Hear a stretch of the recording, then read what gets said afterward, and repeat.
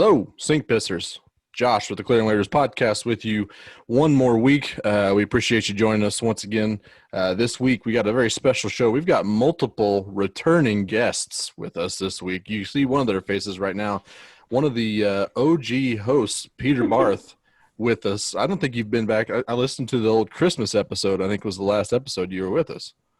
Christmas was the last time I was here, and I would say that, the game has been raised to a whole different level since I've been on last. So, just trying to keep up now with the Clearing Waivers pod as it exists today. Yep. Well, we appreciate you having you. This week is going to be big NFL heavy. We've got the Chiefs and the NFL starting off with the Chiefs and the Texans on Thursday night at, I think it's 7:30, right? I think that's the official time.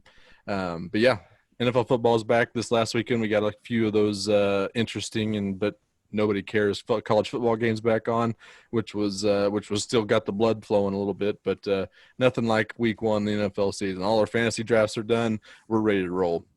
So we wanted to get Barth in on he's got some NFL hot takes to share with the Sink Pissers, as well as the normal co-hosts with Kitty and Rance and Brian. So yeah, we've got Barth with us riding this week. We also had another recurring guest, Craig Stout of Arrowhead Pride, join me and Brian again. We got another great interview with him. I mean, if there was a podcast guest that we could make in a laboratory, Craig Stout might be that guy. He definitely gets the jokes, but he's very good at bringing great knowledge and kind of making it so stupid people like us can kind of figure out what he's talking about. So he had a great interview. We'll have that as soon as we kind of get rolling here, and then we'll kind of talk about a little bit of the NFL all around. Kind of give you some predictions. We're going to plant some flags here. One of the fun things about Craig is we held his feet to the fire and we made him plant his flag a couple times, which was fun. There will be some outdated information that we kind of joke about. Last time he was on, we were talking about the Chris Jones situation before it got finalized. We thought it'd go one way. It did not go that way. So we kind of played around with it a little bit there. And he gave us some more 53-man roster cut predictions and stuff. But yeah. So it's a little outdated, but still great information there. So we'll get to that right after this. We'll do a rundown. We got some old school shenanigans once again, and we'll get rolling here. So without further ado, Mr. Craig Stout, he's at Barley Hop on Twitter. Go check out his work on Arrowhead Pride and at the AP Laboratory. Here we got Mr. Craig Stout, the man, the myth, but also the legend of arrowheadpride.com. Craigery, my first question to you is, how are you? I am as good as any of us can be right now. Football's right around the corner. I'm ecstatic to have actual football to talk about. This offseason has been brutal. Yep. And the Chiefs made it even worse by not releasing any amount of information that we could even talk about. Yep. So it's just been especially brutal, but yeah, I'm doing well enough. As well as anybody can be right now. Well, we appreciate you coming back on. Now that you're a recurring guest, we've decided to kind of bump up the difficulty of the questions. So it's only going to be hard questions tonight. Awesome. I mean, we got to get preseason in. We got to get in season shape right now. I'm going to get all of them wrong. I'm going to tell you guys that right up front. I'm trying for a 0% success rate here. All right. This wrong answers only. Yeah, this might get really interesting then. So, yeah, we got the Chiefs starting up on Thursday night against the Texans, opening up the NFL season. Cannot wait for it. We're all pretty pumped about it. But we wanted to kind of give the Sink Pissers out there kind of a last-minute preview of what the next Chiefs Super Bowl run is going to look like this year. The who, the what, the where, the how, the when, etc. But before we get to that point, I guess let's start with this weird preseason. With no games being played, practices are not being really televised. They did that stream that you guys did. By the way, you guys did that Zoom call watching the YouTube stream. Did you allow anybody to spectate that? Because I would love to get access to that. Listen, no, there was just the four of us, Chief Bearcat, Kent, Matt, and I that were on there. Let's just put it this way. If we were to allow spectators on that thing, we'd have to kind of clean things up a little bit. We're a little bit brutal when we're watching some of these things. That's exactly like we talked about last time. The mic'd up Frank Clark audio every game. I mean, just give us that content, and we're 100% in. Listen, I'd be on board with that. I just don't think that our affiliation with SB Nation would last for very long. Totally makes sense. Totally makes sense. Business decision. Yeah.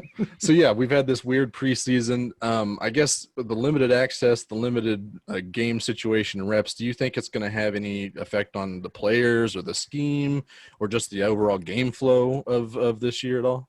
Yeah, it's going to be sloppy. I think it's going to be pretty sloppy right from the get-go. I don't necessarily know that it's going to be the Chiefs that are going to be the sloppy ones, which, I mean, Andy Reid's teams make teams pay for poor execution.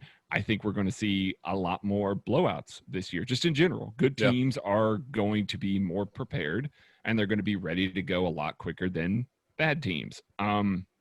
I do think that you're not going to have as much contribution from rookies, Clyde Edwards-Helaire notwithstanding. Yeah, I was going to ask that, Apparently he's a genius that doesn't think that Andy's playbook is that complicated, and he's the first person literally ever to say that.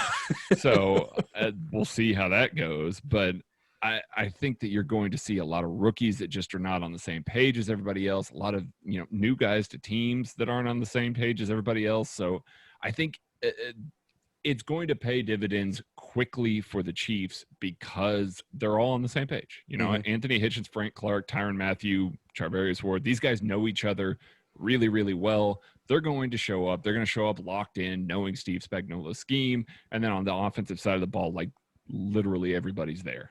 And Patrick Mahomes is just going to be Patrick. So I think that the Chiefs will be firing on all cylinders really, really quickly. But I do think, like, if you're watching a noon game on Sunday that the Chiefs aren't playing in, it could get real ugly. Like Browns, Ravens might get ugly. The Ravens will be a good team, but I mean, it might get real ugly in a hurry in that one. Yeah, and to add to that, I don't know if you follow Jeff Schwartz on Twitter, but he's put out his generic gambling advice is going to be to bet on all the veteran teams and the teams that have mostly stayed together this offseason because he thinks that continuity from last year, guys not getting to know each other very well, he's going to bet on all those teams just blindly. I mean, you should. I mean, you absolutely should. And if you're playing fantasy football, those are the teams that you should go with as well, because especially if, like, you're drafting running backs early, because you're going to see some of these teams that invested heavily in running backs maybe have a good team, but they're not going to put it together because it's a bunch of new faces, bunch of new, stuff. Like, the Bucs are adding players at a crazy rate this offseason. And I get that it's Tom Brady and these are veteran players and Bruce Arians a good coach, but you can't tell me that team's going to step on the field week one with no live reps and be able to click. I just won't believe it.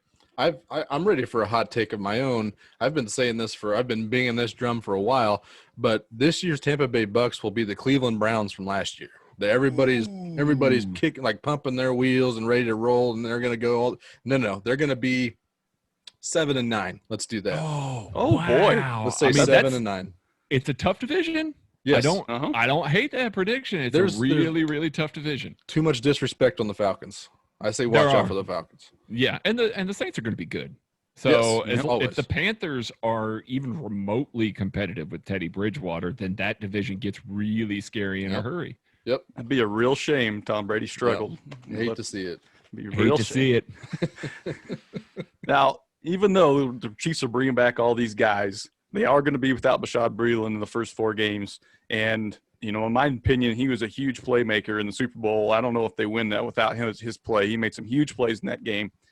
So these first 4 games, we're going to play Texans, at Chargers, at Ravens, Patriots at home, which those guys tend to like to run the ball. So maybe we don't get killed through the secondary. But what's that secondary going to look like among those 4 teams? I think that it's going to be L'Jarius Sneed early. Steve Spagnuolo did a weird thing where he almost called out Sneed in public in one of his pressers, saying that he, needed to play faster, and talked about some of the things that he had said to him. and then said that it was going to be a rotation of sorts, that they were going to play maybe multiple guys on the outside in Bashaud Breeland's spot.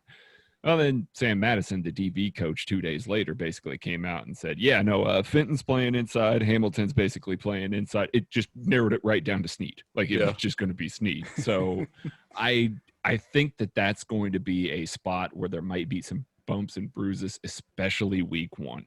Yep. Will Fuller, Brandon Cooks, Kenny Stills, those are all really good veteran savvy receivers. Will Fuller's a good receiver. He's just always hurt. Yep.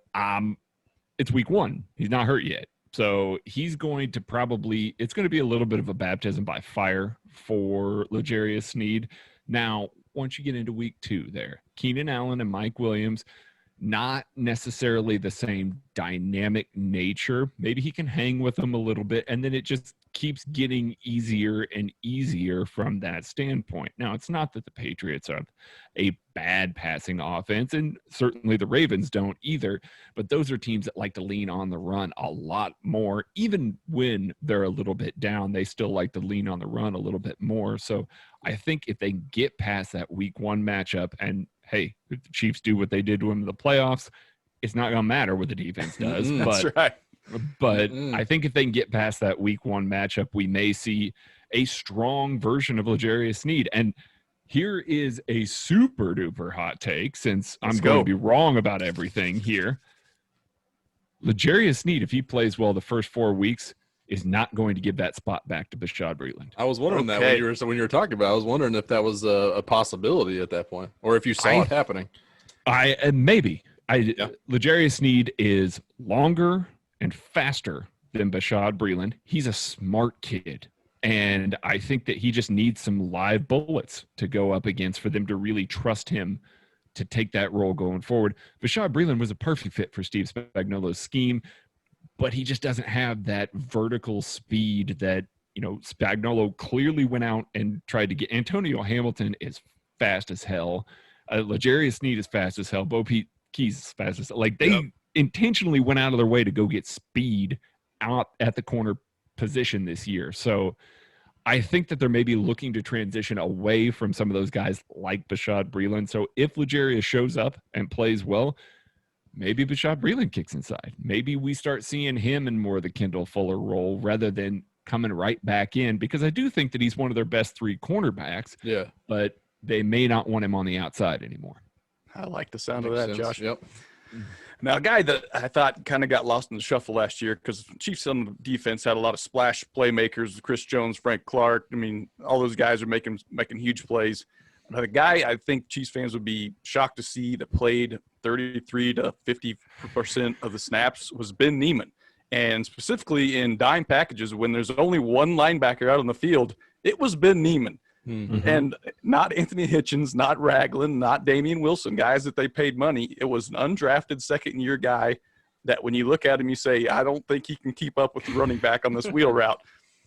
Is he a real part of this future, or is he just keeping the seat warm for Willie Gay Jr.?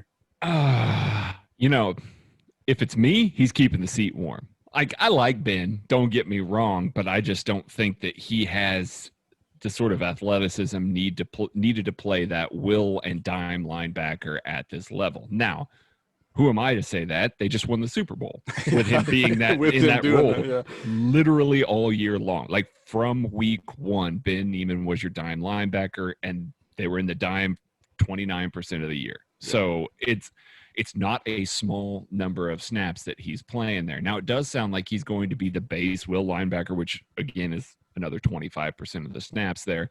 So yeah, you're looking at a guy that's playing nearly 60% of the snaps without even factoring into the nickel defense at all. So I do think that he's going to be a big deal. And I don't know if, based on Willie Gay's comments of him playing the Sam in the base and the buck linebacker in the nickel, if he's even going to really play some of those same roles as Ben Neiman has this year. Now, Neiman's not letting this go to his head is all. Like, if you listen to him talk, he sounds like a dude that thinks he's going to be a backup this year. Yeah. Like, he keeps talking about, if a guy goes down, I got to be ready to step in at these positions and all that. So, I mean, maybe in his mind, he's not going to be that significant of a role. It's just that's where he's lining up right now with the little bit of stuff that we've seen so far. I get a little scared of that.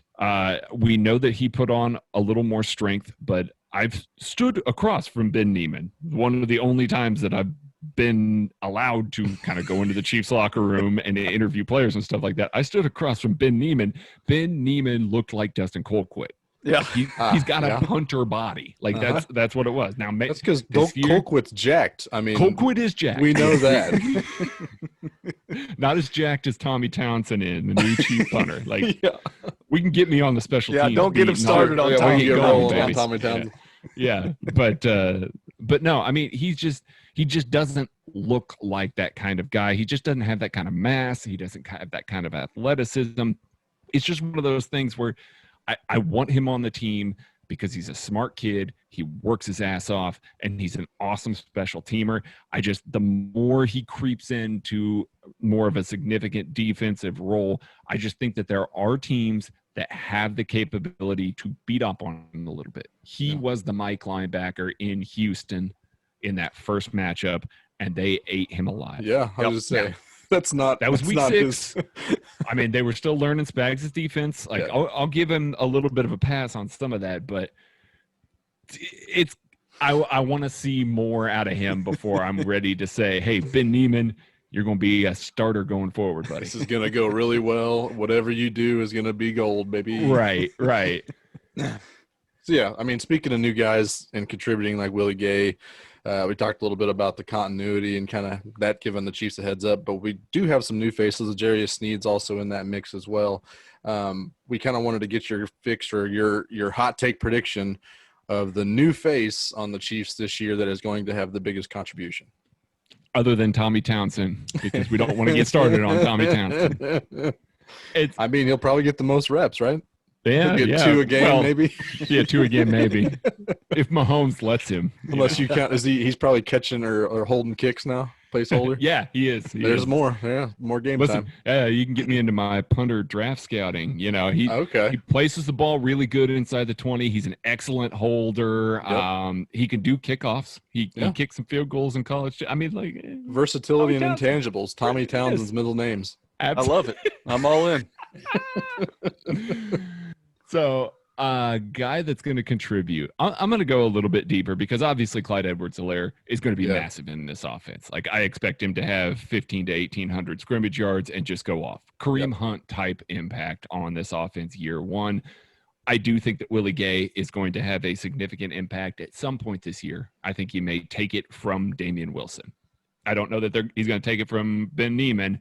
I think he might just take over that base Sam and that buck linebacker role, and he'll get roughly 60% to 70% of the snaps, which is great. That's fantastic. Sure. So a new guy that I think is going to contribute a little more than everybody's expecting is Antonio Hamilton.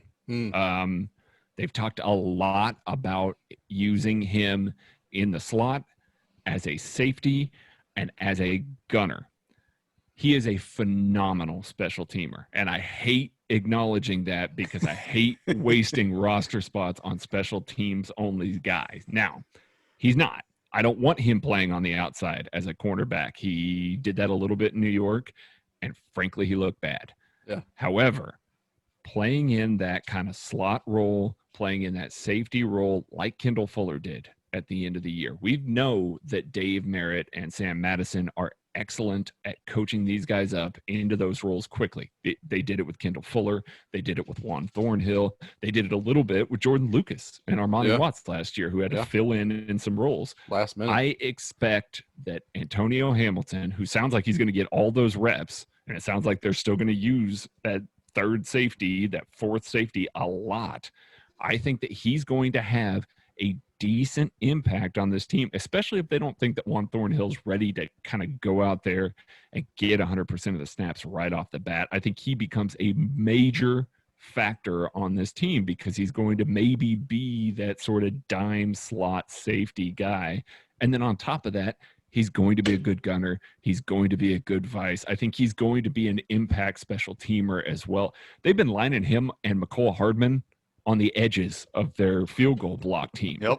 That's a ludicrous amount of speed. And so I think that we're going to start to see some of those situations where all of a sudden Chiefs fans who like these types of guys that make impact in multiple phases of the game, I think you're going to see a lot of Chiefs fans that fall in love with him pretty quickly.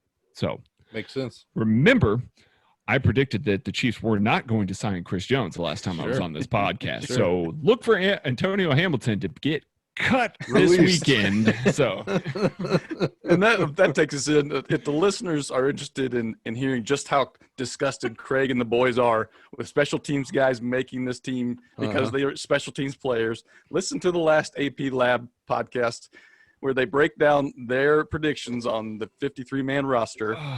Because you'll hear, if you play a drinking game with special teams, you're going to be messed up by the time you get into that 45-minute podcast. I was, by the way. It was barely holding on by a thread by the end of that fucking thing. Yeah. Well, to that and to your Chris Jones thing, the last time we had you on, as you said, Chris Jones signs immediately. Our podcast comes out like 4 days later, and the listeners all just get to sit back and listen to us be dum-dums and talk about something completely irrelevant. So in that vein, I say, let's #run it back. So let's talk about these cut downs on Saturday, because people are going to be listening to this podcast on Wednesday or later. And so they'll know what happened with the cuts. So I need your hot take on maybe a surprise to make the team or a surprise that gets cut from this team. Okay, surprise to make the team, and I had said this on the AP Lab. Justice Shelton Mosley is a punt and kick returner only. Yes. He will not play offense. He's not even, like you're thinking maybe DeAnthony Thomas. He will not play offense. He just won't. They got too many weapons on offense anyway. They don't need to use a gadget guy like that. If they want to use McCole Hardman more on offense, it makes perfect sense why you would roster another special teamer just to return kicks, because frankly, the Chiefs are going to score a lot. The Chiefs defense, if they're not on the same page, may allow a lot of scores or punts or whatever the case may be. That's a tide-turning position that Tyreek Hill and McCole Hardman have kind of held down for the past several years here. Tyreek Hill, we know, is not going to return punts. He's returning punts like maybe 8 all year and in important positions. McCole Hardman, if he gets a similar treatment, it makes too much sense to try and roster a guy like that. He's a UDFA guy. And when they brought him in, he got to talk to some of the various Chiefs outlets around here. And one of the things he said was, they want to use McCole more on offense. That's why I'm here. Now, he didn't guarantee he was making the team or anything like that, but on last Saturday, when they did the live stream, Justice Shelton Mosley was the first guy up returning kicks, was the first guy up returning punts. Now, I could just be reading too much into something, but I think he's a guy that at the very, very, very end of the roster could end up making the team. And then a surprise cut, I'm going to say Dorian O'Daniel. Well, I knew you guys were struggling with him and maybe Breland or Did you guys bring up Naughty as a potential? No. Don't you dare do that. No. I misheard that. I will fight you. That's his guy. That is my guy. I love Naughty. This is the Derek Naughty fan club here. I just think that it's going to come down to 5 linebackers if they want to keep 6 wide receivers, which is kind of looking like they are. Byron Pringle's a lock to make the team. Dave told you basically he was a lock to make the team. If they're looking to keep Fortson, Shelton Mosley, or Gary Dieter, which kind of or Marcus Kemp even. Right. Those are guys that I think are going to take away from another position. There are too many young players at the cornerback position waiting for Bashaud Breeland here. I think they'll kill it with a little volume basically there. Yeah. And same with safety with Juan Thornhill coming back. So they've got to trim from one of the positions. I think that position is going to be linebacker. I just don't think that they've got a ton of quality there. I mean, Willie Gay, they just signed. Neiman, Wilson, and Hitchens. and Gay, there's 4. Like those Yeah. are your locks. After that, I think it's whoever kind of competes the most in that position. I personally got Darius Harris there. I think that Dorian O'Daniel is just might be it because I don't know that he offers a ton on defense. He's a good special teamer, but if you're keeping that many special teamers, somebody's got to go, Dave Tobe. So I would predict that maybe Dorian O'Daniel, although I predicted him last year not making the team, and he made it, stuck on the roster all year. Still didn't play, but stuck on the roster all year long. So we'll see if this is the year. Yeah. So if that jinx doesn't take effect, I need you to give me the starting defensive ends opposite of Frank Clark. So Tana Passino. Okay, so we can get Jadeveon Clowney's going to sign before Wednesday, Josh. We're getting Clowney. Deal. That's it. Getting Clowney. And also the starting cornerback is Snead opposite of Charvarius Ward there. So Jalen Ramsey. Surprise cut, you guys. Come on down. Coming to Kansas City. Let's go. Let's go. 0%. We got the reverse psychology on the universe For tonight. sure. Yep. For sure. I do like that a lot. I haven't seen the update on Juan Thornhill. Is he expected to be somewhat close in week 1? Yeah. Wow. He was getting reps by the end of camp there with the ones, but they were still kind of rotating him in a little bit. It wasn't a full go for sure, but I mean, that's fantastic. Absurd. That is absurd. Is. Is there a guy, I guess, at safety then? Like I know they brought in Tedrick Thompson to kind of that's the insurance. Is there a sign that we can take from 53 man on Saturday? So if this guy gets cut, they have full confidence in Juan Thornhill. That's actually a really good one. I think if they keep 4 safeties, then they've got full confidence in Juan Thornhill. I don't think that it's any specific safety. I think that Adrian Colbert is more of a box guy, and Tedrick Thompson, they obviously were using as like a deeper guy when we got to see it on Saturday. I don't particularly like either one of those guys in either one of those positions. That's where they were playing him. But I don't think that it really matters because they'll shift Dan Sorensen in either one of those spots. Yeah. Like they're comfortable using him in both of those spots. So whoever they keep, if they only keep 4 safeties, I think that means Juan is good. Because like I said, Antonio Hamilton is going to be that guy that kind of drops from that nickel spot, much like Kendall Fuller did last year. Nice. Keep that in mind, Sink Pissers. You already know what the 53 man cut is, so take that. That's like a good future value pick there. I mean, we're producing future value in the past. That's the name of the game. We did it. Speaking of all this flag planting that we're doing so far, we want you to do it one more time. And I'm going to need you to do this with the most authority that you've thrown so far.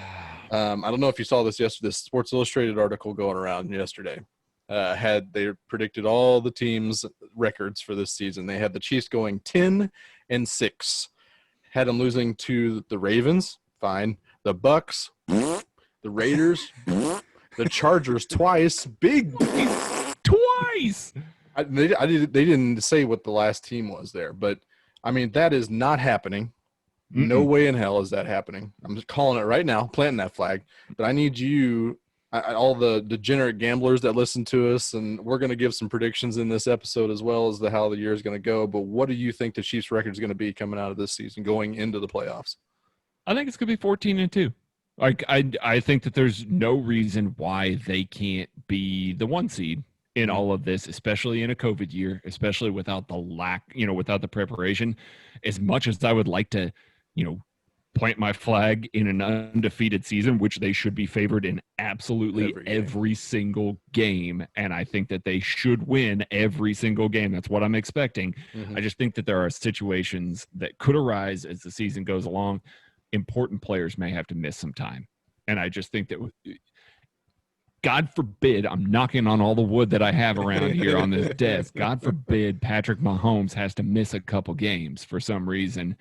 Not that I don't think that Matt Moore, Chad Henne, whoever the case may be, could step in and do a reasonable job like we saw last year. That's fine and dandy, but you can't expect a team to, kind of run the table this year with so much weird shit that could possibly happen. The only saving grace to that is everybody's going to be on the same boat when it comes to that. Absolutely. So, I mean, it's just going to be timing. I mean, it's kind of like we're seeing with the Royals here. They served all their COVID time before they started putting in delays and stuff, and the whole team. We were talking about that last week, how it was just poor timing and bad luck. So it's all going to be a matter of timing when it comes to the COVID stuff this NFL season. And it just seems like it's going to be hitting everybody at some point. So I like it. We on this, like we did last time, we had a little bit of lighter thing. We did a draft for your best beers, had some real good ones in there. Great recommendations as well. This time we always do a keep, trade, cut. We don't always do, but that's one of the shenanigans that we pull around here. So we wanted to do a keep, trade, cut with you. You're going to keep one of these. You're going to cut one of these. You're going to trade one of these. The Chiefs viewing edition is what we're calling it. We're going with a sports bar, home on the couch, or the upper deck at a full Arrowhead Stadium. Okay. First of all, I got to cut sports bar. I just have to cut sports bar. And that's not even a COVID thing. I have, just to kind of give you a glimpse into my watching of the Chiefs, I don't get to sit and like yell, cheer, scream at the Chiefs the way that I used to. When I'm doing my defensive breakdown stuff, it takes a long time. And I usually have to watch the games 2 or 3 times. I take the opportunity during the game to chart a lot of the formations, where players are lining up, stuff like that, to save myself some time. Because if I save it to when the All-22 comes out on Tuesday night, I'm going to be up until God knows when, got a kid and a wife and a couple of jobs. Like it's just not a feasible thing. So I am the most boring person to watch a Chiefs game with, because I'm literally staring at a spreadsheet while I'm watching the Chiefs. Love it. I am sitting here tabulating all that. If you go back to 2018, not the season, sorry, 2017, you get to see what my game day tweets were like. It's a lot of, yeah, fuck yeah, and, getting really crazy excited about every, the ebbs and the flows in the game and everything like that. Now you look at my tweets during the game and it's like, Houston Texans been running that 12 personnel with that 2-by-2 stack for 42% of the game and blah, blah, blah. And here's the yards per carry and all that stuff. I'm boring as hell. You're spitting out all the numbers. Yeah. So from that point of view, watching a game in a sports bar when I'm trying to do that shit just doesn't work. So it puts me behind the 8 ball. Not that I don't like drinking, not that I don't like watching games with fans. Now, the polar opposite to that, the times that I do get to have fun, is when I'm sitting in the upper deck at Arrowhead. So that's my keep. Okay. That's when I let loose. That's when I lose my voice, because I'm a throat screamer and not a diaphragm screamer. And I know how to do this, the diaphragm scream. Doesn't matter. Still scream from my throat. Still lose my voice every time. Still drink too much in the parking lot before the game. Like all of the things, I just cut loose. I channel all of that energy that I don't get to channel on game day anymore into these little, sections that I get now, the once or twice a year that I get to sit in the upper deck at Arrowhead. That means I got to trade home on the couch. Okay. And this is going to sound like such a brag. I cannot wait for this. Oh, feed me this. Cannot wait for this.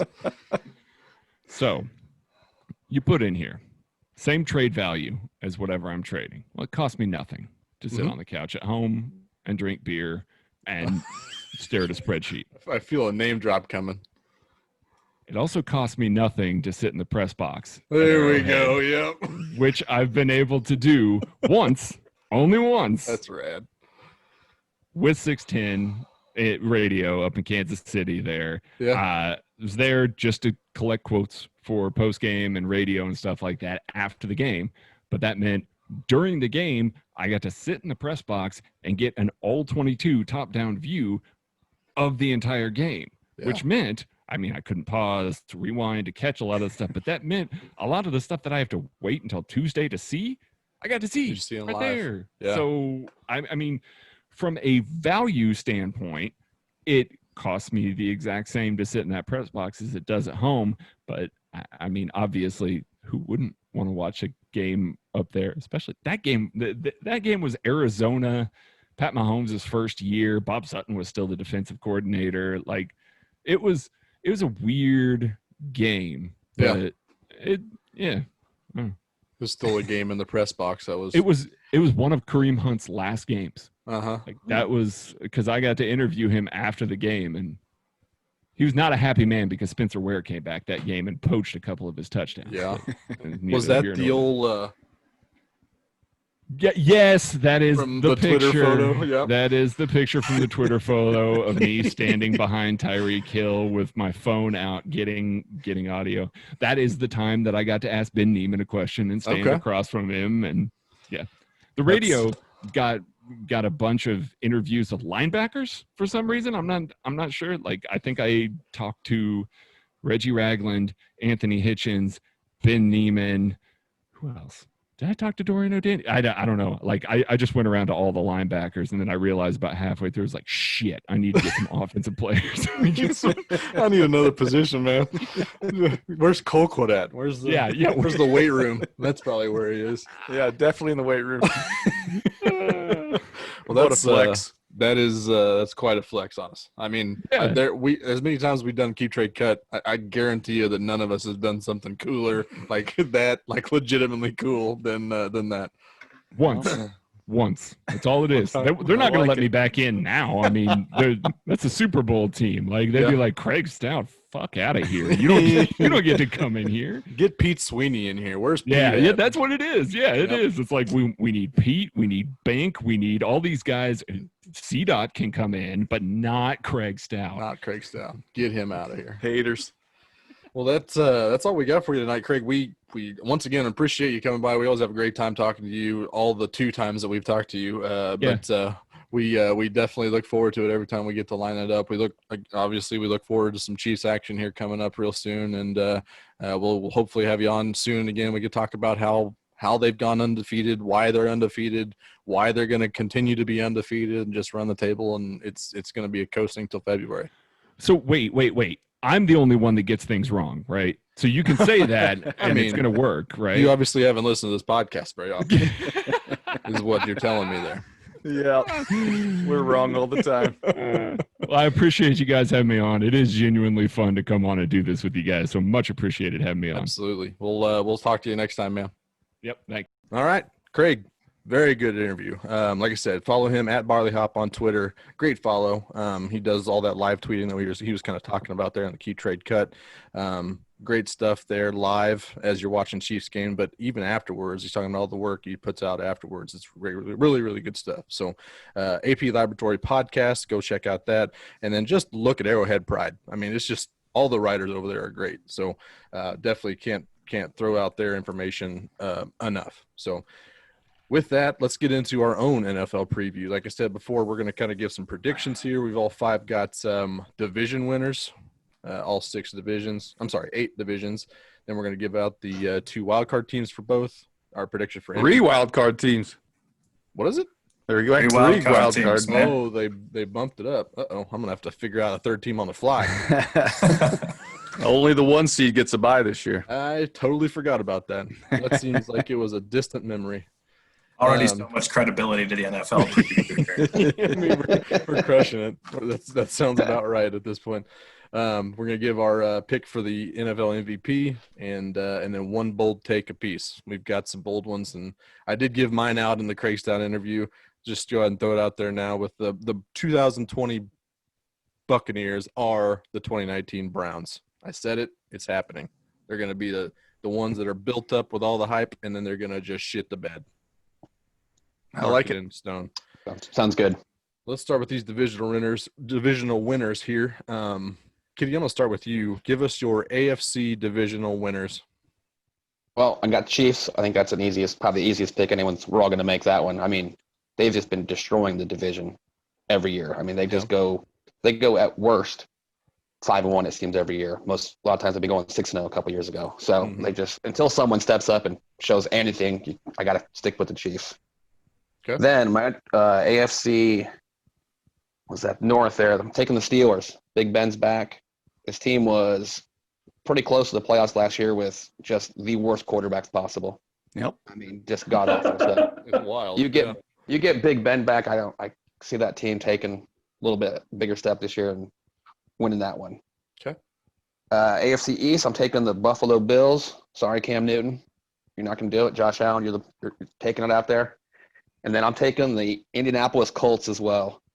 Tennessee Titans, Tannehill. He's not your answer. He flashed in the pan last year. I don't have any faith in him repeating as champ. So I'm going to go with Phillip Rivers. The old man Rivers is going to take that team to the playoffs. Rance probably didn't believe in that one, but I'm going with the Colts. Okay. I don't hate that. Rance, speak of the devil, give us your AFC divisional winners just like Kitty did. I got the Chiefs again, obviously. I could see them maybe running the table again in their division. Got the Ravens. I got the Colts. Wow. He's with me. Oops. Oh, wow, I didn't see that coming. I hate Rivers. I really do. But I think his line is so good that he can't mess this up. Yeah. The Colts have like the best line in NFL, and they got Taylor, running back. They got some weapons outside. I think they're going to win that division. He might try to screw it up for him, but I still think they're going to win that division. Before. Yeah. And I took the Bills as well. One of the best defenses in the league. Allen, I know we've talked about him a few times making some of the most boneheaded plays a quarterback can make, but he's also athletic and they added Diggs and there's been talk about that that rookie running back, not Singletary, Moss getting in on the picture. So yep. And with the Patriots dropping off a little bit, guys opting out, don't know what Cam's got left. Hardly any weapons as far as wideouts. So that's who I'm going to win that division. That's I like that. That is actually the same four I have. Chiefs, Ravens, Bills, and Colts. The Bills might be this year's version of the Ravens. I don't think Josh Allen is as good as a quarterback as Lamar Jackson. I just think that they could be the team that kind of comes out. They play solid all around. They control the ball. So I do like the Bills as well to kind of show there. Thinking about that Bills and Texans game last year in the playoffs, that was one of the drunkest games I've ever seen in my life. It was ridiculous. So weird. And then it seemed like as the game kept getting closer and closer to the end, even in overtime, it got worse. It just kept one-upping itself with how stupid things were getting. Brian, let's go with your 4 AFC division winners. Well, this is boring, guys, because I got the same exact 4. I got Chiefs, Ravens, Bills, Colts. Like you said, I just don't believe that the Patriots have what it takes to win the division this year. I think it is the Bills' time. The Ravens, I think they do take a minor step back. And I'm with Kitty on the Steelers being a very good team this year, but I don't think they'll be enough to hold off the Ravens for the division. The Chiefs, I won't say they can go they will go undefeated in the division because Andy Reid owns these assholes. Yeah. And all 3 of these other teams are decent, but they're not anywhere on the level. So they'd really have to catch the Chiefs off on a bad game or something like that, and I just don't see that happening. They just don't have letdown games, it seems like, in these division games. They may have a division game in here in the non-conference or something, but I just don't see it happening within the division. And the Colts, I thought that was going to be the hot take, but God, you guys are all over the Colts. And there's other good teams. Two other teams were in the playoffs last year, in the Texans and the Titans. And I see the Texans taking a step back just because they got so many new guys. They won't have really the continuity. The Titans, everyone that knows stuff about football says that Tennessee defense is actually a legit up-and-coming unit that's going to be a problem for teams here in the near future. So the Titans may not be ready to just to fade away in oblivion like we all want. Adam Summer especially. Mm-hmm. He doesn't want them to. Loves them. They're his favorite team to bet on. Yep. And he's very successful at doing it. Yeah. It's one of the weirdest things ever. But, I don't know about you guys, but I was shocked to see in the fantasy football defense draft, the Colts were pretty high on the damn list of defenses. Yeah. So, they've got a sneaky defense to go along with that dominant offensive line. And we'll see how many games Phil Rivers gives away with his dumb turnovers. But I think the Colts will be the consistent team in that division that shows up every week and pulls out just an ugly division. I think that division is probably going to look anywhere from 7-9 to 9-7, or maybe one of those teams gets 10 wins, but they're going to beat up on each other pretty good this year. Seems like that's always the case for AFC South. It's always just a dumpster fire, and then whoever gets moves on into the playoffs is a live bet. But I mean, you saw the Titans take down the Ravens last year, so They do Make it all all get the the way to- Jaguars twice, so that helps. it does certainly help. Hey, whoa, Minshew Mania, We baby. Come are a on. Gardner Minshew podcast. That it has never and will never change. Has been since day one. That's right. That's right. Pete, give us your AFC winners. All right. AFC West, Kansas City. Moving on. I believe you were on this podcast quoted as saying the Chiefs were frauds last year. I think that was the last podcast you were on prior to the was. Christmas episode. It was 100%, again, just leading into that credibility. Right. Yeah. AFC North, we covered this one. I think the Steelers, and I just give them a nod here because, with Earl Thomas going out lately, you just got to think that they might have a little bit of, some kind of locker room angst or some kind of dysfunction within the organization might just be a big enough window. The Steelers defense is a freaking unit, right? Yep. Yeah. And if Big Ben comes back at 80% of what he's been historically, it just seems like they're set up to be a double-digit win team. And with the South, I'm going with the Colts again, but that's more of a default as, the Texans. All 5. No playmakers really on the defensive side of the ball. And how many times can Deshaun Watson pull this team, pull wins out of his ass in spite of his head coach? Wild. Right? So he's wild. It can't be the Texans. The Titans, I like their OC, Arthur Smith, what he was able to get out of Ryan Tannehill and A.J. Brown and Jonnu Smith and some of those guys. Obviously, Derrick Henry running nuts, but that is just not a sustainable model, to play awesome defense and run the hell out of the ball. Not in the NFL. So, I got Colts by default. I'm going to go with – this is going to be with my hottest take here on the AFC. Let's go. There's got to be a worst to first somewhere, right? Let's go. Team has got to go worst for first. Dolphins. Oh, there we go. Fitzmagic, baby. Did Fitzmagic, has he been declared the starter yet? He is the starter. He has to be.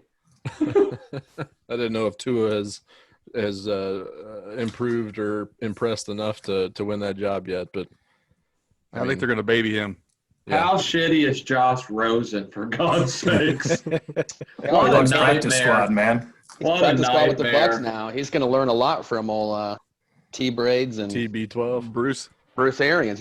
That's a crash course in knowledge right there for old Josh Rosen this year. It's gonna What, be- working on his it's third team in 4 years? Is he going to help his right? career.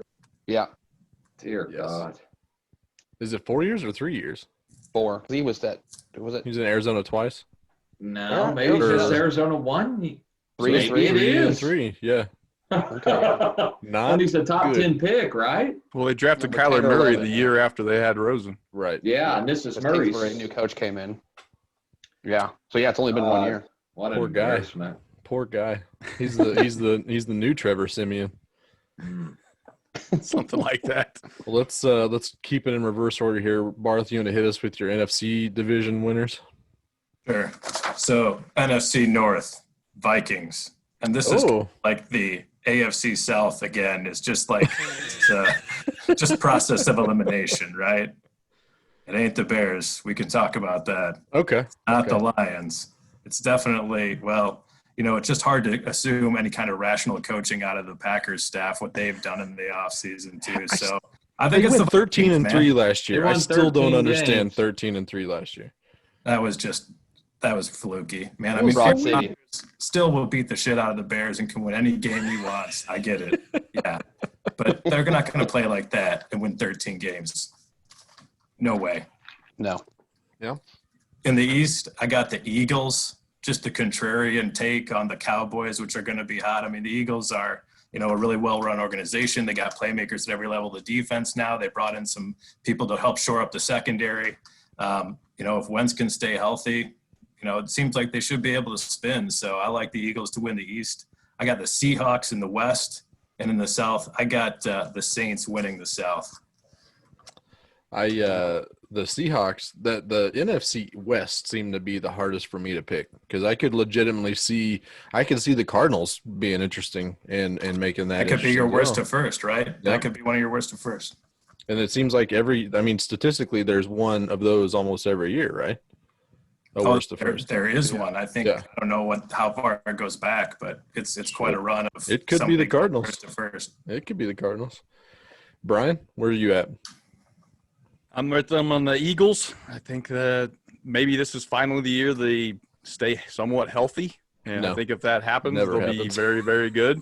And like you said, I think the Cowboys are a very trendy pick. I think they're probably one of the top 3 or 4 teams to win the Super Bowl as far as odds go, and I just can't get on board with that. Everyone's excited about the new coaching and stuff, but I mean, we just got another 8-8 coming, don't we, Rance? That's what I was laughing at so much because it looked like the more you talked, like the more throw up just entered Rance's gullet. I can't say anything. I just can't because this is what they do. So just continue. I won't say anything. I won't say anything. I'm with Pete on the Vikings taking the North. The Packers all got shown to be frauds. The 49ers just buried them in the playoffs when it came down to it. I'm with them on the Saints in the South. That's a really tough division, and I think could go a few different ways there. And I wanted to get on board with the hot take of the Panthers are going to be a lot better than people think because I love Matt Rule and I like Teddy Bridgewater, and they got some legit weapons on that offense. But I don't think it's going to be this year. I think maybe they'll need a year to kind of build this thing up, especially in the COVID offseason with new coaching. So many new people. I think they're going to need a year to kind of put it together. One, maybe at the end of the year you don't want to see them, but at the beginning they're just maybe a little haphazard. So I'm not ready to get on board with the Panthers, but I think with the Falcons and Bucks, you could certainly say any of those teams can win that division. But I'm going to go with the Saints. I think they're the most balanced team, the most cohesive. They've been together the longest. And the West, I think, like you're saying, it's tough to pick. And I could totally see the 49ers being that Rams team from the year before that didn't even make the playoffs after they looked so good the year before. But I think they are legit. They're really studly defense, offensive line. They're going to count on that run game. I think that's going to carry them through because I can't quite buy into the Seahawks as a whole team. Russell tries to carry their anchor ass every year because they just have so much trash around him. It seems like he's running for his life all the time. His weapons are always minimal. His DK Metcalf looks like a nice guy, but I'm not buying the Chris Carson shit. I want to love the Cardinals so much, and I think their offense is going to be one of the most fun things to watch in the league this year. I just don't know if they've got enough defense to actually compete for the division yet. So I can't get on board fully with the Cardinals. But like I said during our fantasy, buy all the Cardinals you can on fantasy because I think Kyler Murray is going to be a dark horse for the MVP, and I just don't know if they're going to win enough games for it. I was looking at the MVP odds, and Kyler Murray was very high. He was around 25-1, I think, 23-1, depending on the place you look. He was about, I don't know, I want to say he's probably like 8th or 9th on the list. That's what I was going to say, 8th or 9th high or favorite. But he's going to put up video game numbers. But like it is in the Heisman, your team has to win a lot of games, and you have to be one of the best players in the league to get the MVP. That division too gets to play the NFC East, so they get the Giants and the Redskins, and also the Jets and the Dolphins in that division. Oh, wow. In AFC. Wow! Keep that in mind for some wins. May get 2 wild card teams out of the West then. Yeah. Mm-hmm. Well, I mean, mine's more or less the same. I did go with the 49ers. I think with Shanahan and kind of what they've built so far, it's kind of hard. It's not necessarily the same as the Rams. So I'm like Brian. I think it's going to be more or less the same. And I mean, they still are frauds, but they are built to fraud last, I guess. That's a hell of a turn of phrase. Yeah, built to fraud. See what last. I did there? Built to fraud last. I too like the Vikings to win that division, which was very surprising so far. I also took the Eagles and the Saints as well, but that NFC South is also a tough division to pick because I think the Falcons are very, very set to kind of surprise the world, maybe go last to first as well. Panthers were last though, so they probably can't. It's all the same. I mean, third to best. It's more or less the same. So we didn't bring you on here to correct me. So stop that. You've done it twice already, and I just can't handle it on my podcast. Don't say stupid things then. Cheetos are still very good. Rance? I took the Saints in that division. I mean, they added Emmanuel Sanders, which I think will help that offense. It's already pretty good. They've always been looking for a number 2 wide out. I mean, I think that's going to be a huge help for them. I took the Seahawks just slightly over the 49ers. I mean, Russell Wilson he's head and shoulders better than Jimmy Garoppolo. And just when you got him as a starter, you're always going to have a chance in the game. And like I said, that schedule that division plays, I mean, there's a chance for several wins there, I think. Yeah. Did they just re-sign Josh Gordon too? Yeah, they just did. Okay. Yeah. So he's back. As back back is as he nothing. can be. Right.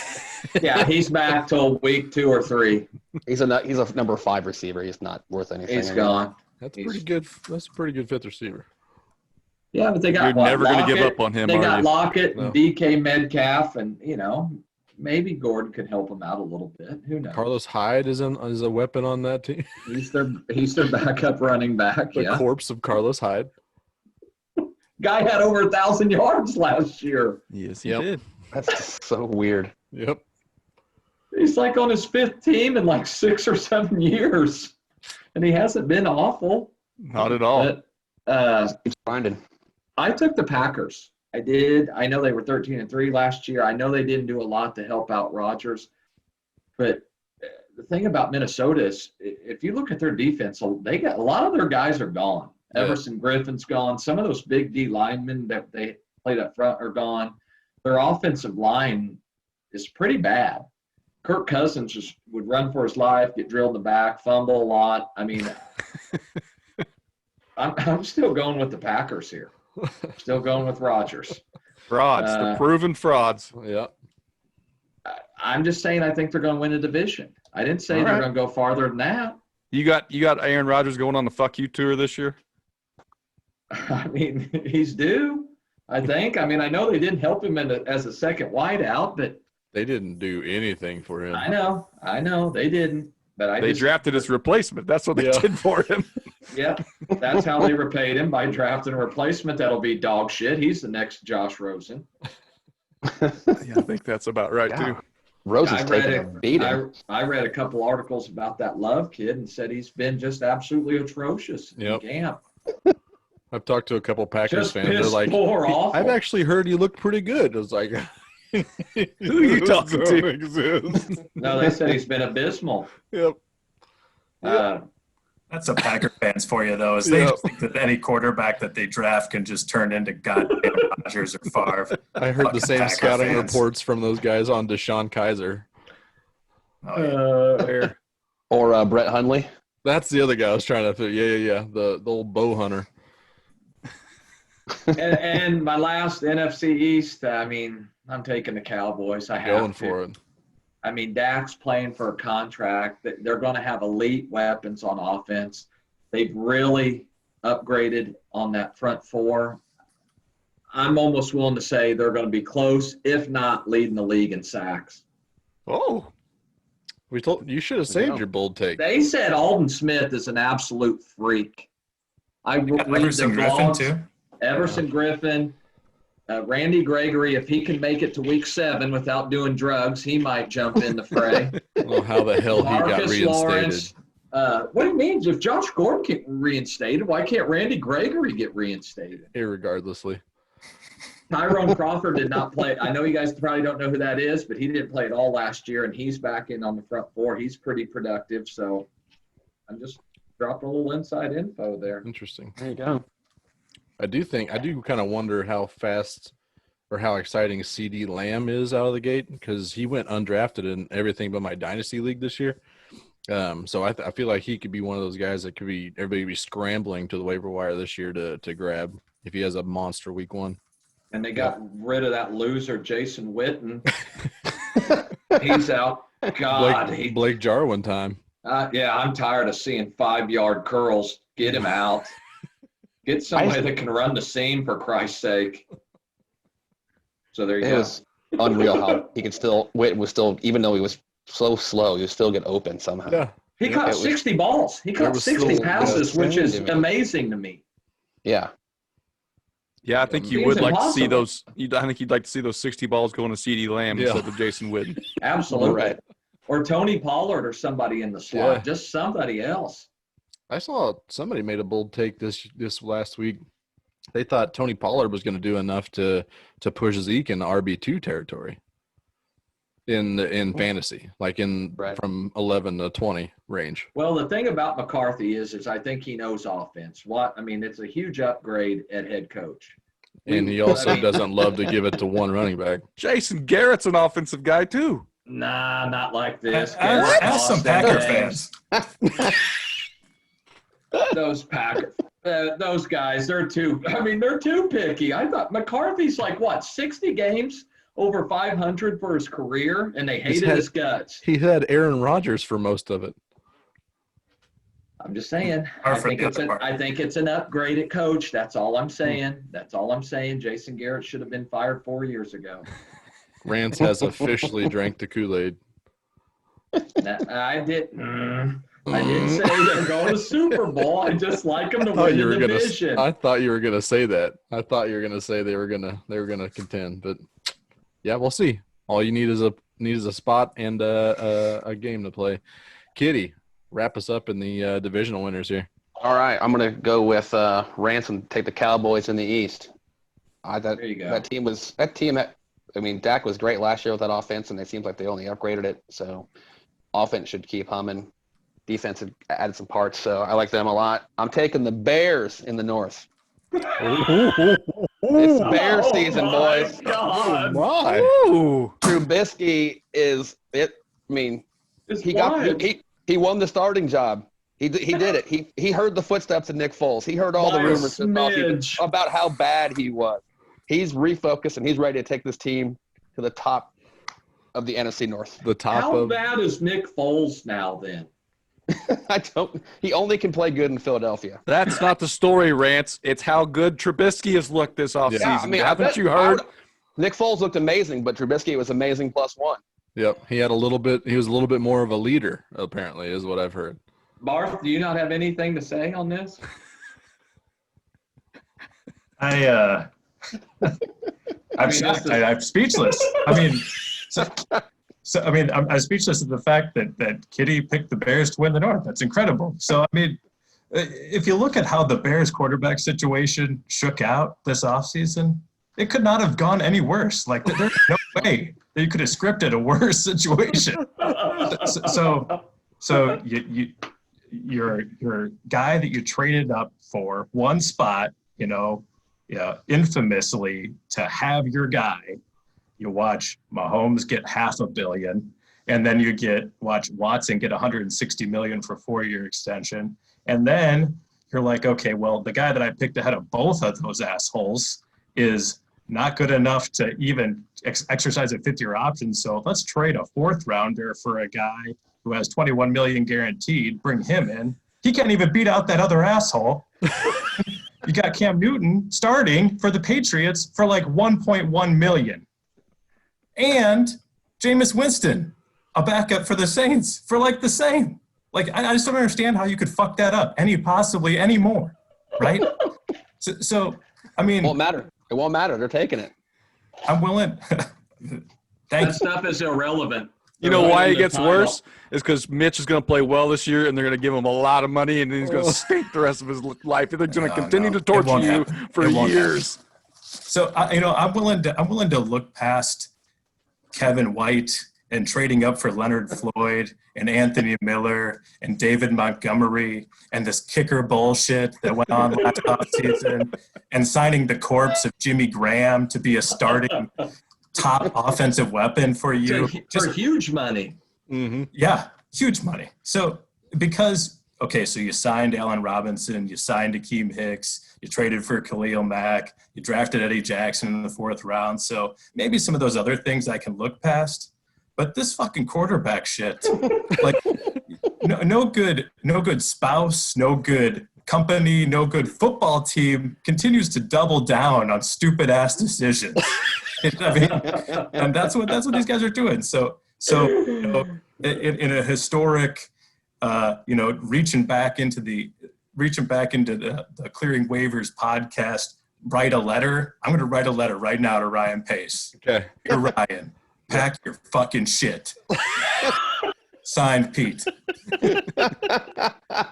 Well, when you put it that way, maybe Kitty doesn't want to take that hot take. Yeah, I was Yeah, gonna well say, done. Well did done. that, I'm glad I asked you that question. Sorry about that, Still- Kitty. Did There he was- sway you a little bit, Kitty? Nope. I still have Bears written down.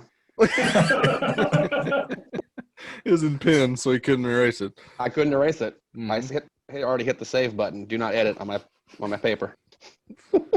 Oh shit! That's that heat Josh wanted you to bring for weeks and Yep. weeks ago with I Muncie. love it. You said you had some things to say, and you were not kidding. I love All it. right. I'm fine. Should I now. go? I'm fine. Can I keep going? Should I keep going? Yeah, keep going. All right. Out west, I'm taking the Rams. Ooh. 49ers, the old Super Bowl hangover. They'll go 8-8 probably. Every team seems to do that now. After you lose the Super Bowl, you just kind of go through the motions next year. And then, like you guys talked about the Seahawks, they don't seem to ever fix their offensive line any year. So Russell Wilson's always running for his life. I feel like the Rams are slightly forgotten. I mean, a little less forgotten with Hard Knocks being out there in LA. But I mean, this team was Super Bowl. Got a just ridiculous offense with McVay. So I think they can maybe put something back together again this year and make it back up to the top. I like This it. was a weird year for Hard Knocks because usually they have some kind of bump. Like they start Mhm. bumping players and getting super high. Like the fantasy guys started getting super high. I didn't really see any of that stock change with those guys. Well, you don't have any preseason games to look at or any kind Right. of Yeah. real. Well, the story was basically COVID the entire COVID time. the whole time. Yeah. The entire time the story was COVID, and then you split halftime by doing two teams, so you don't really get to see young guys that usually hype up. They don't. The guys that they were like telling stories about were guys that got cut Yeah. this year, so it was hard to get excited about the teams. Yeah. Right. And then the last division for me, NFC South, I'm taking the Falcons. Ooh, you Oh, went yeah. against the TB12. The Saints are old QBs. I'm not backing the 240 plus QBs. Hmm. I'm going with the younger 35-year-old. Yeah, I was gonna say young man in the NFC South. Well, like And we if you- talked in that.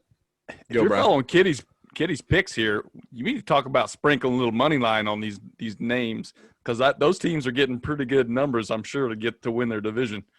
Oh yeah. Dude, sprinkle that again. Sprinkle that line again. Sprinkle that. You son of a bitch! You're wearing Kiss your the ring. ring. Oh, got the Oh, I ring. didn't even notice, Josh. Oh, Jesus. Unbelievable. Well, I saw the Chiefs. They looked so happy last week when they all got their rings. So I'm like, I want to bring a little joy to my life this week and wear the ring. It brought joy to my life. That's ring Good. season. Cheers.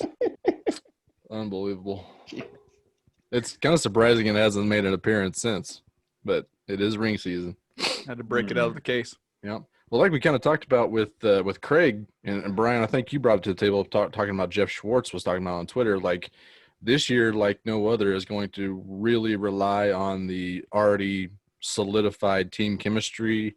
The rookie seasons are probably not going to be up to the same par because they just haven't gotten those full game first team reps, game speed, getting hit for real against NFL players. So that's kind of where I was when I went with my divisions as well. My divisional winners, kind of trying to keep the guys that have been together and somewhat still uniform and consistent. I think is certainly important this year. But let's jump to the wild card teams. I've just recently learned that there are 3 per conference this year, so I've added my 3 in the AFC. I've got the Titans and the Steelers, like we talked about earlier. I brought them up earlier. The 2019 Browns, this year, they are going to make the playoffs as a wild card team. So give me the Cleveland Browns. I like it. Kitty, where are you at? Since I have the Steelers win, I took the Ravens to make as a wild card. I've got all Cam Newton and the Pats as a wild card. I'm just not going to doubt Bill Sneaking in. Belichick just quite yet. Yep. And then I have the Browns as well as my last wild card team. So I Okay. got 3 AFC North teams making the playoffs this year. Weirder things have happened. I've got the same 3 FC North. Rants? I picked Steelers to make the wild card, as well as the Titans, and I was with Kitty too. I picked the Patriots. I mean, I just got too much. I mean, it's hard to doubt them. I mean, not saying they're winning the division, but it's just hard to doubt that they won't somehow finish 9-7 and sneak in there, or you know, something like that. You know, as much as I hate them, they are one of the more interesting teams to watch this year. Between them and the Bucks, for sure. So, Brian. Yep, I'm right there with Rance. I got the same three: Steelers, Titans, Patriots. I think the Steelers are good enough to win 10 games, but I'd see Baltimore probably edging them out with maybe 11, so bumping up as the top wild card. And I think the Titans and Patriots have 9-7 written all over them. I think they're going to be a tough team, but not good enough to be a legit contender. So I don't think everyone try to plan that these genius Patriots are going to, tank for Trevor Lawrence, and I don't see them being bad enough to do that. So they're going to try to win every game they can, and I see Belichick willing them to that 9-7, just scratching it in the playoffs. I'm clinging to the Belichick's fact. probably got something to prove too. Yeah. Oh yeah, he's going to go on a fuck you tour for sure. Yep. I think yours truly was one of the first people to bring that tank tour to the table. A lot of T words in that sentence. Yep. You said they were going to be horrible. Tanking for Trevor Lawrence. Barth, AFC wildcard winners. I got Ravens and Patriots. I'm going to go with the Texans out of the South, though. And the reason for that is just because we talked about Deshaun Watson winning in spite of his coach. Well, Deshaun Watson is that good that he can win in spite of his coach. So, I mean, the guy just wins all the time. Winners win. He's in the wild card. I don't hate it. I like it. Yep. I was thinking about this too, because since we're playing the Texans this week, that it obviously hurts them to lose DeAndre Hopkins, but it almost makes them a little more unpredictable, because every time it was 3rd and 7 or 3rd and 8, that you know exactly who he's going to. They could hit you on a slant, no matter if the defense knew about it. Now, I mean, they've added Cooks to the mix. They've added David Johnson in there. I think they've got some different options. I think they're going to look a little bit different, and you don't know exactly what they're going to do. I think being week 1, especially, the Chiefs are going to not really know what to expect from them, other than Sean Watson's going to make some freaking plays against you. Yeah. I mean, if Will Fuller could stay healthy, they could stretch a defense better than just about as good as the Chiefs at this point. They got a lot Cobb of speed. too. Yeah. Yep. He almost had 1,000 yards last year. Just, He did. That's stupid. And he'll be in that CeeDee Lamb role this year. Yeah. Yep. Barth, give us your NFC wildcard teams. Bears. Wildcard Bears. I got the Vikings, the only team coming out of the North. Oh. Boys, 49ers, Mhm. Tampa Bay. I mean, that's strike 2. Nothing to see here. I mean, I'm going pretty chalk here in the NFC. Yeah, the Bucks are definitely another one of those interesting teams. I can't wait to be able to debate for weeks on end. When Brady loses and Belichick wins, we can talk about how it was always Belichick, and then when vice versa happens, we can always talk about Tom Brady being the reason they were so good. Looking forward to it. Brian. I've got the Bucks out of the playoffs as well, Josh. I'm with you on that. They're not going to make it because, like you said, they're the Browns. It's been a COVID off season. It's too much new stuff to make it click immediately, and they're going to be behind because the AFC South teams are established, and they're not going to be able to catch them. So I've got actually the Rance's Dallas Cowboys crawling into the playoffs as a wild card. I've got Russell Wilson dragging his team to the playoffs, and the fraudulent Packers are going to limp in again, because I do think Aaron Rodgers is going to have a really good year this year. I think that he's probably never been more focused in his life than this year, and he's got more to prove than ever in his life. So I think he will ball out this year, and as long as he doesn't, lose some major weapons on offense and for injuries and shit, I think Packers are going to be a pretty good team, but not a legit contender. How many weapons do they have on that offense, too? Yeah, not many. Not many. Dylan he had some impressive pictures. He's got a big old body. He had some Saquon Barkley lower body on him. So He's a thick boy. That's he's for thick sure. boy. Yep. Rance, let's go to you. I got the Eagles. I mean, they could easily win the division too. I just picked the Cowboys because they're my team. But I mean, I think, Wentz, if he can stay healthy, which has been a big ask over the past couple years, but they'll be just as good as anybody. I picked the 49ers because, like I said, I mean, that schedule, it isn't. I mean, they could win 6 games without even playing good. I mean, I don't even think the 49ers are that good. But if you're playing the Jets and you're playing the Dolphins and you're playing the Giants and Redskins, you got to bank on 4 wins there. So I went with the 49ers, and I think the Buccaneers are going to get in. I mean, that run defense last year was the best in the NFL. I think their defense is a little bit underrated. I don't think anybody talks about their defense whatsoever. And Brady's not he's not going to put up Jameis Winston numbers as far as yards and TDs, but he sure as hell ain't going to put up his numbers in turnovers. So, I mean, hard to do. Hard to do that. Hard to make, 42 turnovers or whatever he had. Yeah. I can't imagine him. He might have a third of that, maybe. Yep. Maybe. Probably. He might just quit football if he was on that kind of pace. Yep. He'd be like, yeah. Clearly found I that just way. can't do this anymore. I think they'll get in. So tough division, but I still think they're going to get in. Okay. Kitty. All right, I went with the Eagles getting in. And again, even if this year what they did with drafting Hurts, if Wentz goes down, they've got slightly better backup than old Ivan Drago back there. So, McCown yeah. or whoever almost- else they had. He Yeah, almost yeah, led him to the Josh NFC McCown. Championship game. He got close. I mean, he hadn't torn his hamstring because he's decrepit. Because It may he's have got a better 47 chance. years old. I'm Yeah. pretty sure they got McCown on the practice squad. I'm not Yeah, he's joking the about that. emergency QB right now, Yeah. like they said. Who was their So- second guy that got hurt, though, too? He was not their backup. Like Yeah. somebody else. Sudfeld? Sudfeld. That Was sounds. it? Yeah. That sounds Nate familiar. Sudfeld. Yeah. So then after the Eagles, I'm taking Vikings and Saints. And just to circle back real quick, the Falcons are 7-1 to win that NFC South. Hmm. So there you go. There's a little long Tempting. odds for you. There you go. Give a little sprinkle. I'm not breaking any new ground. We talked about all these guys. I went Cowboys, Seahawks, and Falcons. So, yeah, we had a lot of overlap, a lot of interesting picks. I think each one of us had at least one hot talk, I think, at that point. But speaking of not breaking any ground, we're going to go into the MVPs predictions here. I'm going to start with Brian on this one. Brian, what's your prediction for MVPs?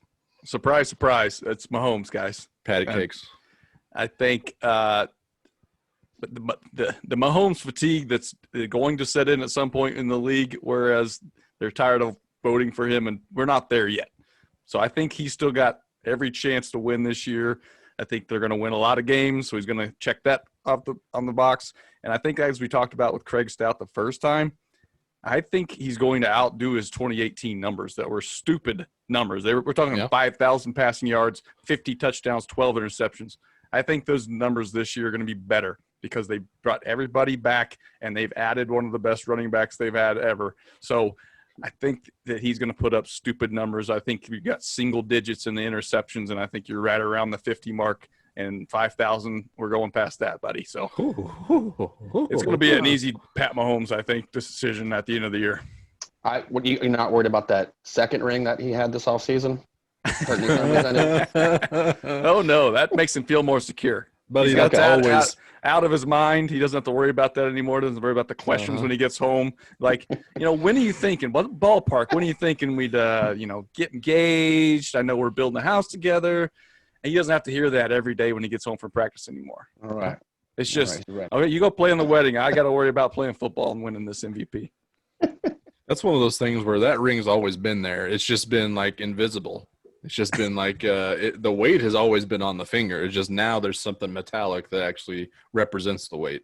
I'll bet she's been trying to convince herself of that for many years, Josh. Yeah. And now it actually It's for true. real. Yeah.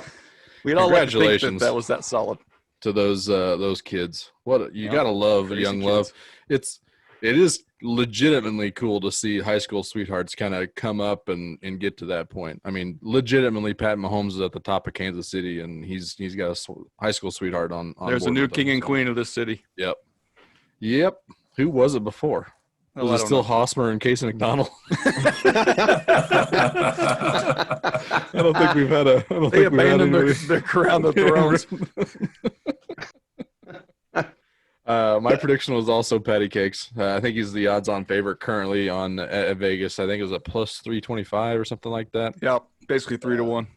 Yeah, I think it'll be him, and He might. I don't. I'm very interested in him having a better than 2018 year. It's just really hard to, like I said in the first interview, it's just weird to think and hard to envision that, because I think the defense is better and thus giving him less opportunities to do what he did that year. So I think it'll be tough to see, but I'm all here for it. Don't get me wrong. I'm ready to see it. But yeah, I think he still wins it in a landslide. But Barth, what do you think about Pat Mahomes? I don't care about your MVP. What do you tell me? Let's talk more about Pat Mahomes. I think Pat Mahomes is just the perfect specimen of a quarterback, right? I mean, Okay, that's I don't know. Perfect. Okay. Well, I know that everybody's going to pick, well, at least 3 out of 4 are probably going to pick Mahomes, or 3 out of 5, are going to pick Mahomes. So I'm going to go with Russell Wilson. I'm trying to keep in line with my division picks here. And if the Seahawks are going to win the West, it's probably going to be because Russell Wilson sets a career high in pass attempts, and that efficiency is going to follow. And he's just going to, bust that 40 TD mark finally. He's going to rush. They're going to win. I think that Wilson finally gets his MVP votes this year.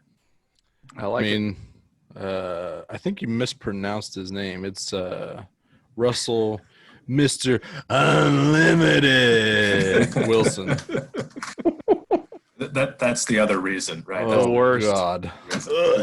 We got best sports nickname draft coming up. I don't think he's going to make it, guys. I'm going to be honest with you. He's not on my draft board. Either. Yep.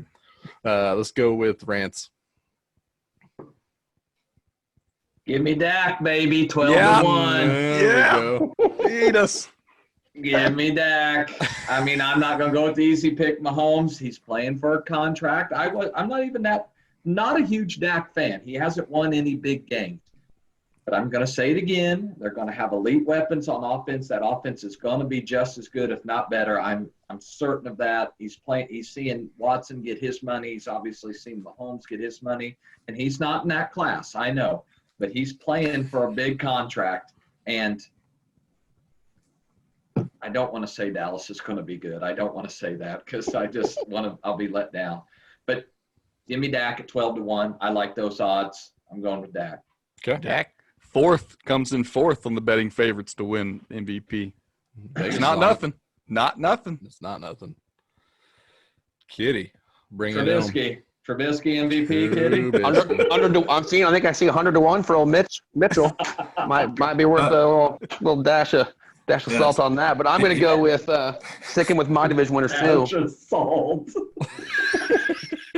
We've got old Matty Ice, 33-1. Wow, So that's give me some long value odds on Matty Ice. Yeah. If they take that division, if they could put up a good season, that's definitely in the cards. Yeah. I mean, Just that a quick offense. commentary on Trubisky here. Guys that have better odds of winning the MVP. Sam Darnold, Derek Carr, Is this real? Ryan Tannehill. Yeah. Yeah, this is real. Oh. Jared Stidham. Daniel Jones. Was Stidham? Dalvin Cook. Danny Dimes. Drew Lock's up there. Yep, Drew Lock is 80-1. Is that because Aaron Donald, same odds, 100-1. So yeah, that's kind of what I'm he's as valuable as a defensive lineman there. Well, that's what I was going to ask. MVP, Like, which never's going to happen. if the Bears do well, is it Trubisky or is it Khalil Mack? Right, it'll probably be a more defensive effort that'll That's push the team forward. I'm going to need Kitty to do some math and show me how they score more than 24 a game, When they only give up 20 a game, you're good. You're winning games all over the place. Feed Maybe. Tariq Cohen. That's all I got to say.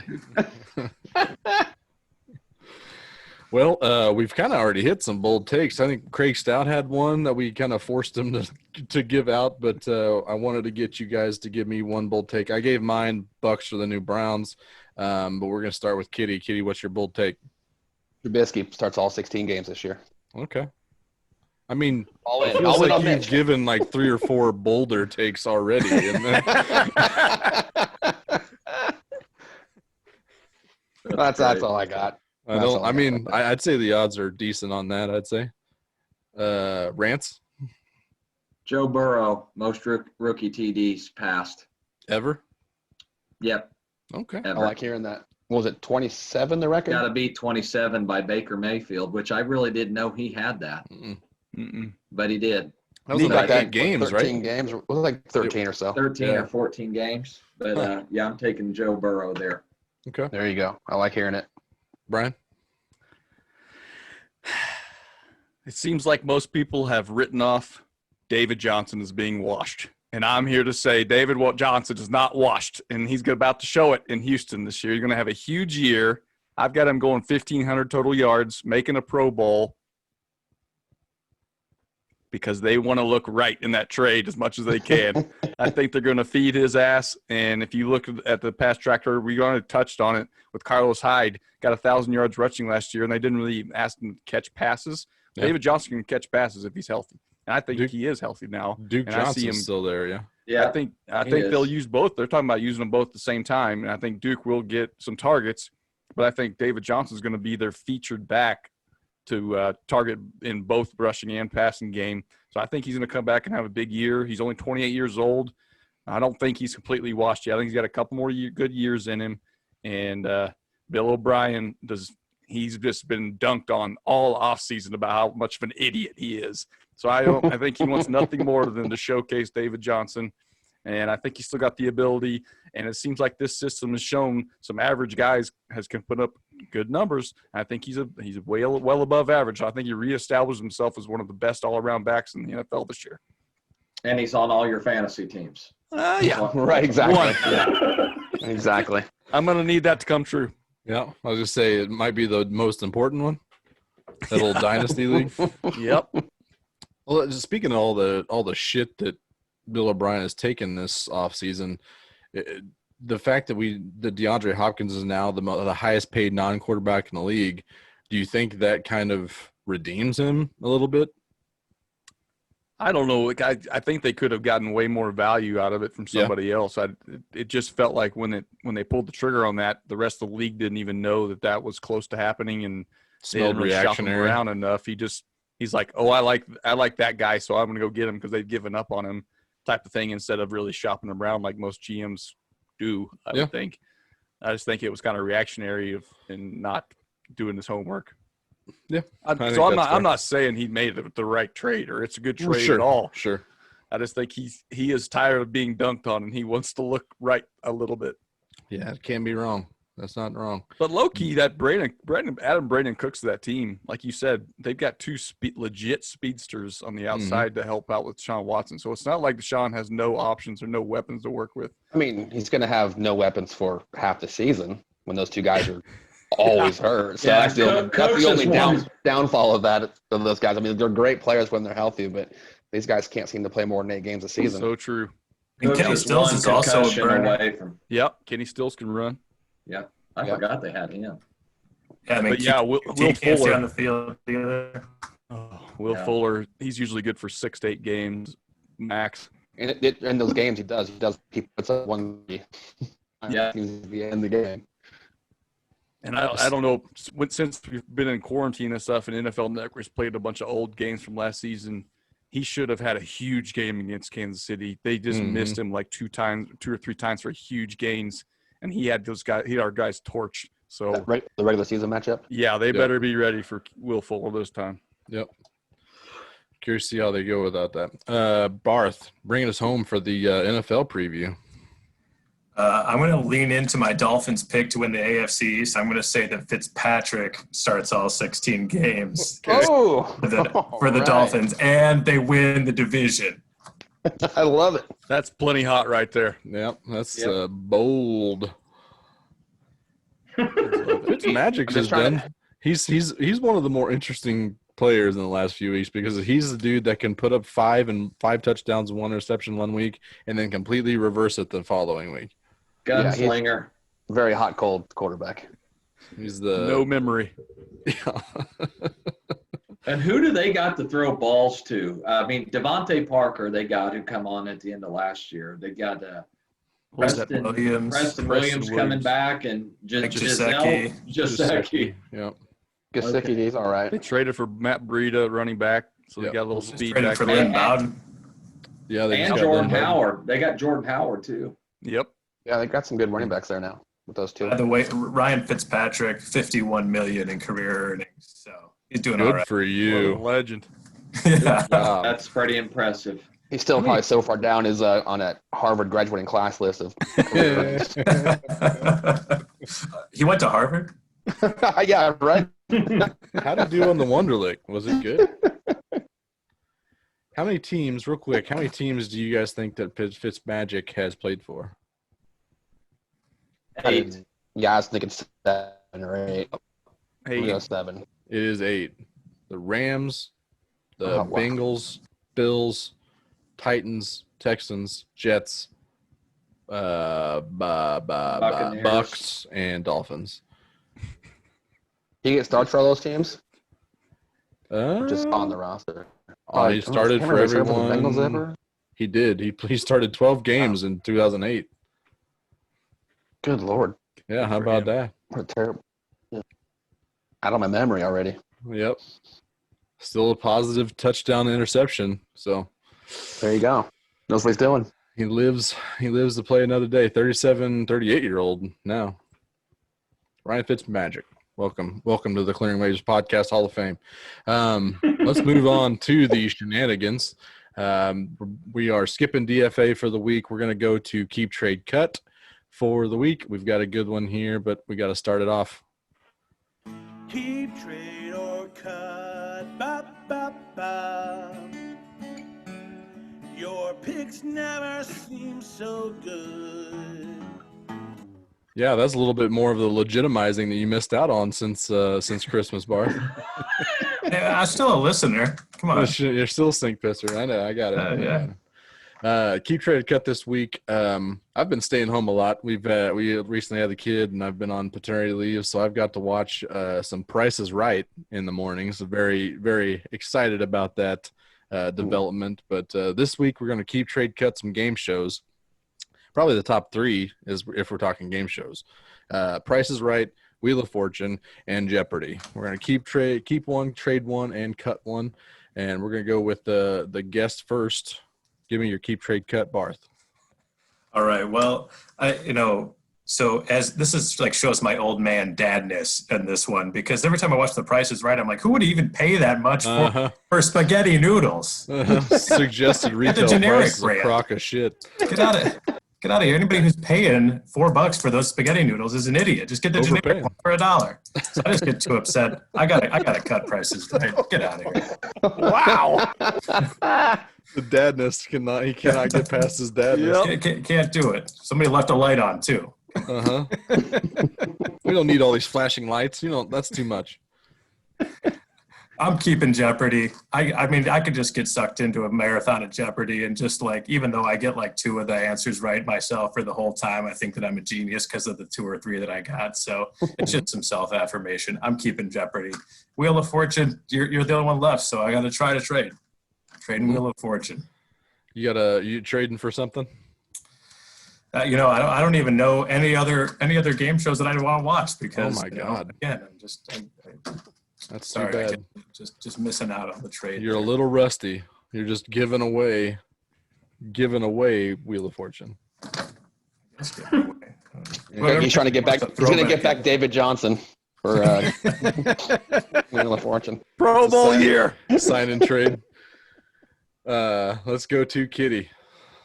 Well, as the resident Shalansky, I've got to keep Jeopardy. I mean, there was no question about that. I've got to keep. I'm with Barth on that one. I can watch it all day, and it's, again, if you only get 2 or 3 right, but you did get those, especially when you get one right and somehow one of the geniuses on the show misses it.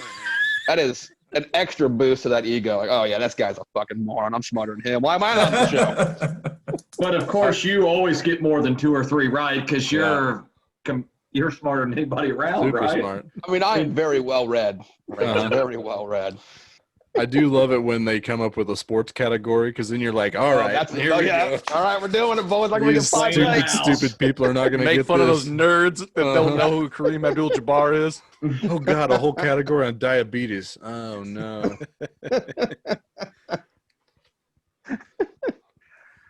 Now let's see. The next, I'm cutting Wheel of Fortune. I do enjoy it. It's one of the more enjoyable game shows to watch if you like to yell at people for being dumb. Uh-huh. Why are you spinning? Just solve it. Greedy. You're gonna get Bastard. bankrupt. just constantly. Once they keep spinning, then I turn. You better lose a turn or bankrupt if you spin again. I'm just rooting for a failure way more than I should on Wheel of Fortune. Come on, bankrupt. Come on, bankrupt. Put it out in the universe. Exactly. And then, so I'm trading Prices Right, which was a tough one because it was just Monday, just yesterday, when 3 people got $1 on the wheel in the same round. And then the girl got 5 cents, which nice to get the $10,000, but you're pretty much eliminated. Yep. See you later. You're done, so you literally can't do worse. Yeah. So I am trading that, and I'm getting back Pressure Luck. Oh, I love Pressure Luck. Do you watch the new one? The old version, I watched a couple of the new one. It's exciting still. Yeah. They kind of ramped up. They kind of added some little new bells and whistles with the new one as far as trying to get some knowledge on the family. That's the person that's playing the game, and then some family members, so they can give better trips on the board for them. Mm-hmm. So it's kind of interesting, a little new wrinkle on the game. So I really like Pressure Luck. Elizabeth Banks, not too shabby to look at. Yep, pretty easy on the eye. She's a pretty lady. Brian, I'm keeping the Prices Right for mostly nostalgia purposes because when I watched Prices Right as a kid, the only time I did it was when I got to stay home from school. Yep. No school. That means I'm watching the Prices Right. Mm-hmm. And that means that's a good day for me. So I'm keeping Prices Right. I hate Jeopardy because it's too smart for me. I mean, you get a whole column of 19th century literature or some shit. And then I'm too dumb to figure out when they want those 2-word things, but they get 2 clues and I'm too dumb for that shit. So, rhyme time. But I think it does have trade value, so I'm going to trade it. I'm trading Jeopardy for Stump the Schwab. Let's bring that back because I love Stump the Schwab back in the day. That was good. Stuart Scott was hosting it. They put that smug fat turd with the goatee in that thing in that chair, and they have 3 morons come up there and try to take him on. And at the end, he'd always just be smiling and shaking his fat ass. So I enjoyed watching Stump the Schwab. I missed that. I missed that episode, I guess. I didn't ever see that part. He just turned his ass to the competition and just shook his ass. And like half of his ass cracks hanging out because he's got a belt line like me. And he just always had that sandwich. That smug smile on his face, and you just chuckle, and you see his fat tits bounce. He's got a cold cut hanging out the side of his mouth. Yeah, log of salami. There's a lot of ricochet shots going on here. And I got to cut Wheel of Fortune, even though I do think it's an entertaining show for the reasons Kitty spelled out there. I would keep it usually, but Price is Right too good for me, so I got to cut it and trade Jeopardy. Okay. Rance? I'm keeping Price is Right. I watched a ton of it over quarantine with my daughter, 10 o'clock. You know, she'd be going down for a nap. I love when they used to play Plinko. I love the golf game. Hole in one. Yep. Hole in two. You do this every time. We know that it's no big surprise. Even the contestants like, fine, give me another ball. And I also love those people think they're so damn smart to bet $1 and they think they've won. And then they've lost. Like they're getting ready to run up on stage. No, dollar, you lost. Not so fast. So I'm keeping Price is Right. I'm cutting Jeopardy. I mean, it's just too smug and just everybody on there thinks they're so smart. I'll take Philosophers for $1,200, Alex. Yeah, whatever. Beat it. Scram, dork. The worst part is when those dorks try to be funny and they have there's zero sense of humor in there. Oh, especially at the end when they don't know the answer on Final Jeopardy, they'll try to write something in that they think is humorous and it's just nobody gets it and they're like they abandon it. I love the ones where they try to do some kind of punchline and they abandon it right in the middle of it, so it's just a big scribble out. It's like, oh, you fucked something up. Well, that's what made Ken Jennings so good. He actually does have a sense of humor, so that was a much better champion for those 70 shows. He was but he's not the best ever, is he? Wasn't there a guy that eclipsed him, or was there not? The other guy won more money, I think, but Ken still has the most wins in a row. They did the ultimate tournament of champions between the three of them. that gambling dude, Ken Jennings, and the other dude I had no idea about, but he was like the OG king of the mountain. And Ken Jennings he wiped got the dominated. floor with him. Yeah, Ken, the other guy, Brad, he was still on. He came on the show when they still had the 5-game limit. Yep. And then he'd always win tournament champions. Yes. Yep. Brad is a perfect name for somebody on Jeopardy.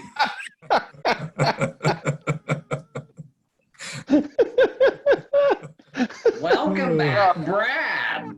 Maybe someday, Rance, I'll That's your Alex Trebek impression. erase the TV with my Bradness on the show. Yep. You're not Brad. You're Bradford. You're even better. Yeah, That's that's more more smug. smug. Even That's more way smug. smug. That's Yeah. one better than Brad. Bradford. Yep. Love it. Okay, give us- real quick, I'm cutting the Wheel of Fortune, and I'm trading it for the greatness of Family Feud. I just, Mhm. Yeah. I That's a love good it. one. I love the one-liners. I love Steve Harvey just making fun of the contestants, just berating them for stupid answers. I really enjoy Family Feud, and I love when the family's like, "Good answer, good answer." Uh-huh. Big time. Immediate strike. But you can always tell a little bit too. They're not as super excited when they know the answer is trash, but they make them say good answer. Yep. So slightly muted good answer tone.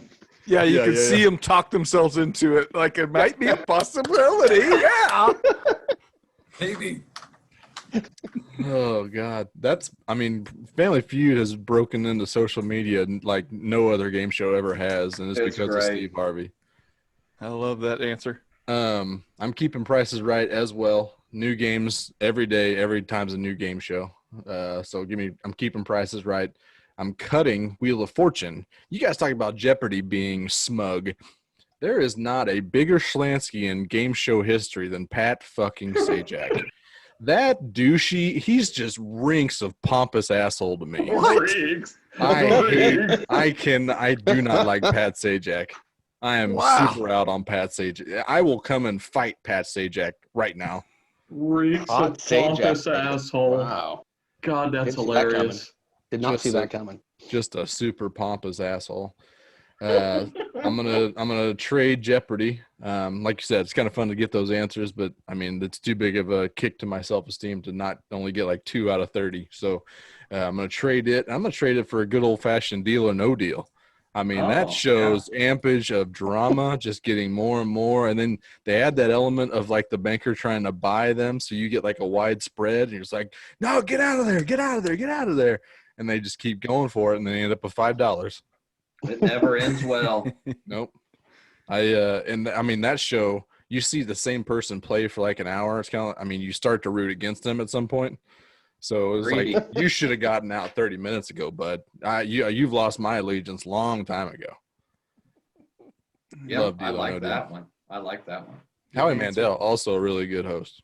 But that and Who Wants to Be a Millionaire, both of those are very notorious being like, and we're going to get to that question right after this. It's like, Yeah, I hated that. That's the worst part of those shows. Yep. That fake drama on the cutaways to commercial. Mm-hmm. Yep. Yep. I like it. Good one. Let's move on to the waiver wire. Watch a waiver wire. What will the first day be? Yeah. Figured we'd get it in there. Never gets Always old. there. Never. I gave it away earlier. The topic is going to be the best sports nickety names. I did not put out a poll picture this week. You were scared. It was not because I was scared. It was not Who knows because who I would've- was scared. I was Three-peat. confident in that. Kitty probably was going to three-peat. But I think Labor Day just got to me. My mental calendar is already shot, and then they threw in a holiday. It's still Monday to me right now. So I didn't put out a poll. We lost another one. Since we have the guest with us, Barth's going to get the number 1 pick. Kitty, I'm just going to assume you're going to get the next one. So you'll be number 2. And then let's see. Who's going to look? Rance is looking at me first. So Rance is going to be 3rd, and then Brian, and then myself. So let's start All right, with Barth. Number 101. All right. Well, since I prepared so much for the shenanigans, as you could tell by my trade candidate and keep trying to cut, I came across a nickname that I'd never seen before, and I have to make him my first pick. So this guy played outfield for the Pirates and the White Sox in the 30s and 40s. He was the self-described ugliest man in baseball, so they called him Ugly. Ugly Johnny Dick Shot. The name was so much better than the nickname. Yeah, I saw that today too. Johnny Dick Shot. Yeah, Johnny. And his Dick nickname's Shot. Ugly. It's Ugly Johnny Dick Shot. I just don't. I mean, that's 101 to me. So he was like the Marla Hooch of baseball. What a hitter! I think the write-up on it was like he had 2 seasons total, and he hit like 320, but he still only had 2 seasons or something like that. God, that's Johnny Dick amazing. Shot. What a name. Sounds like a Western outlaw. Yes.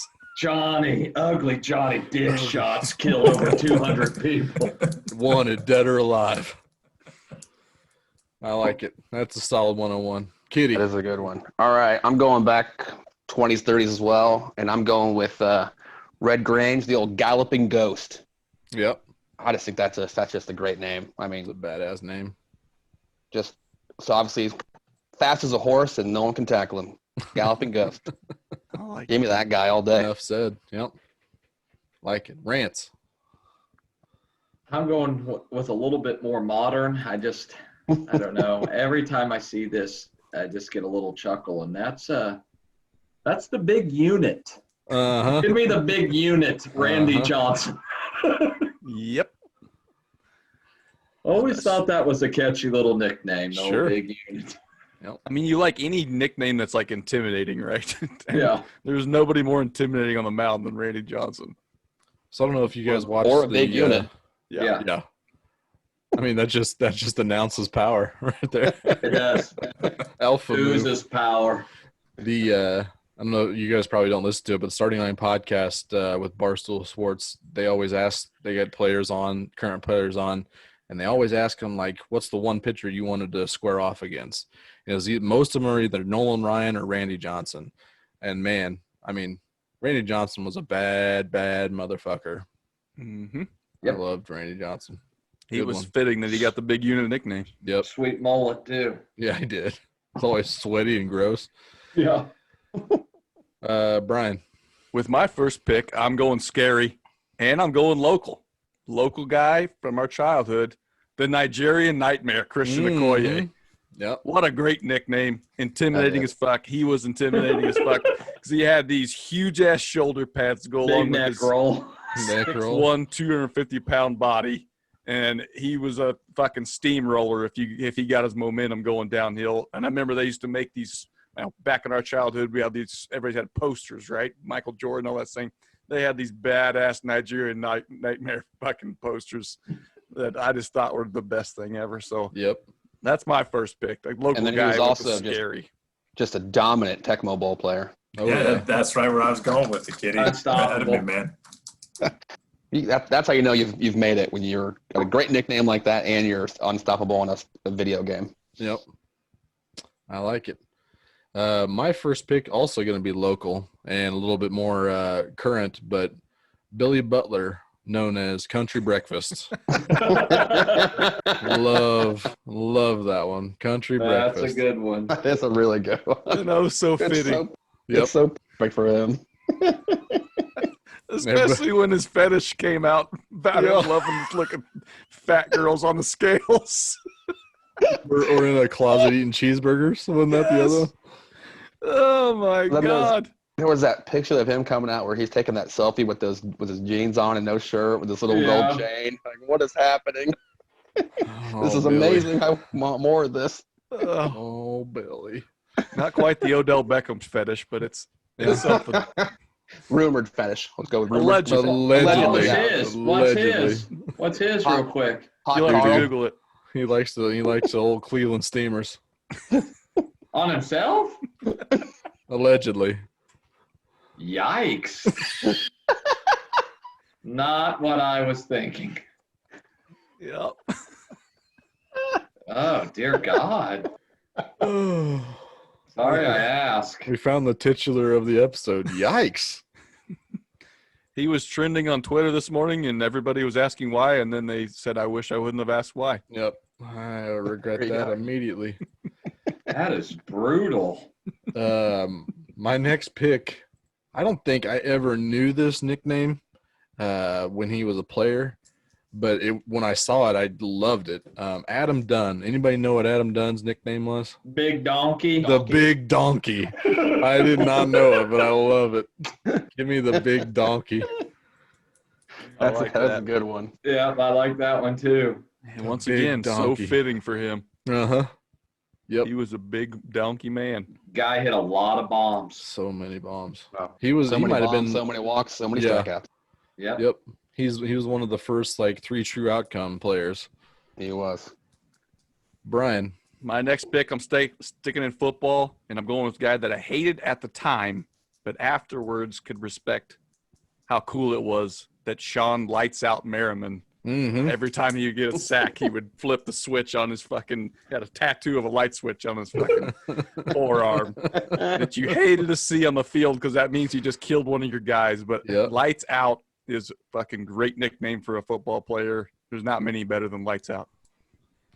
That's He a good one. had quite a post-playing career. He dated Tila Tequila. He also was an MMA fighter, right? Also choked her out too, I Also believe. abused her, yep. Allegedly.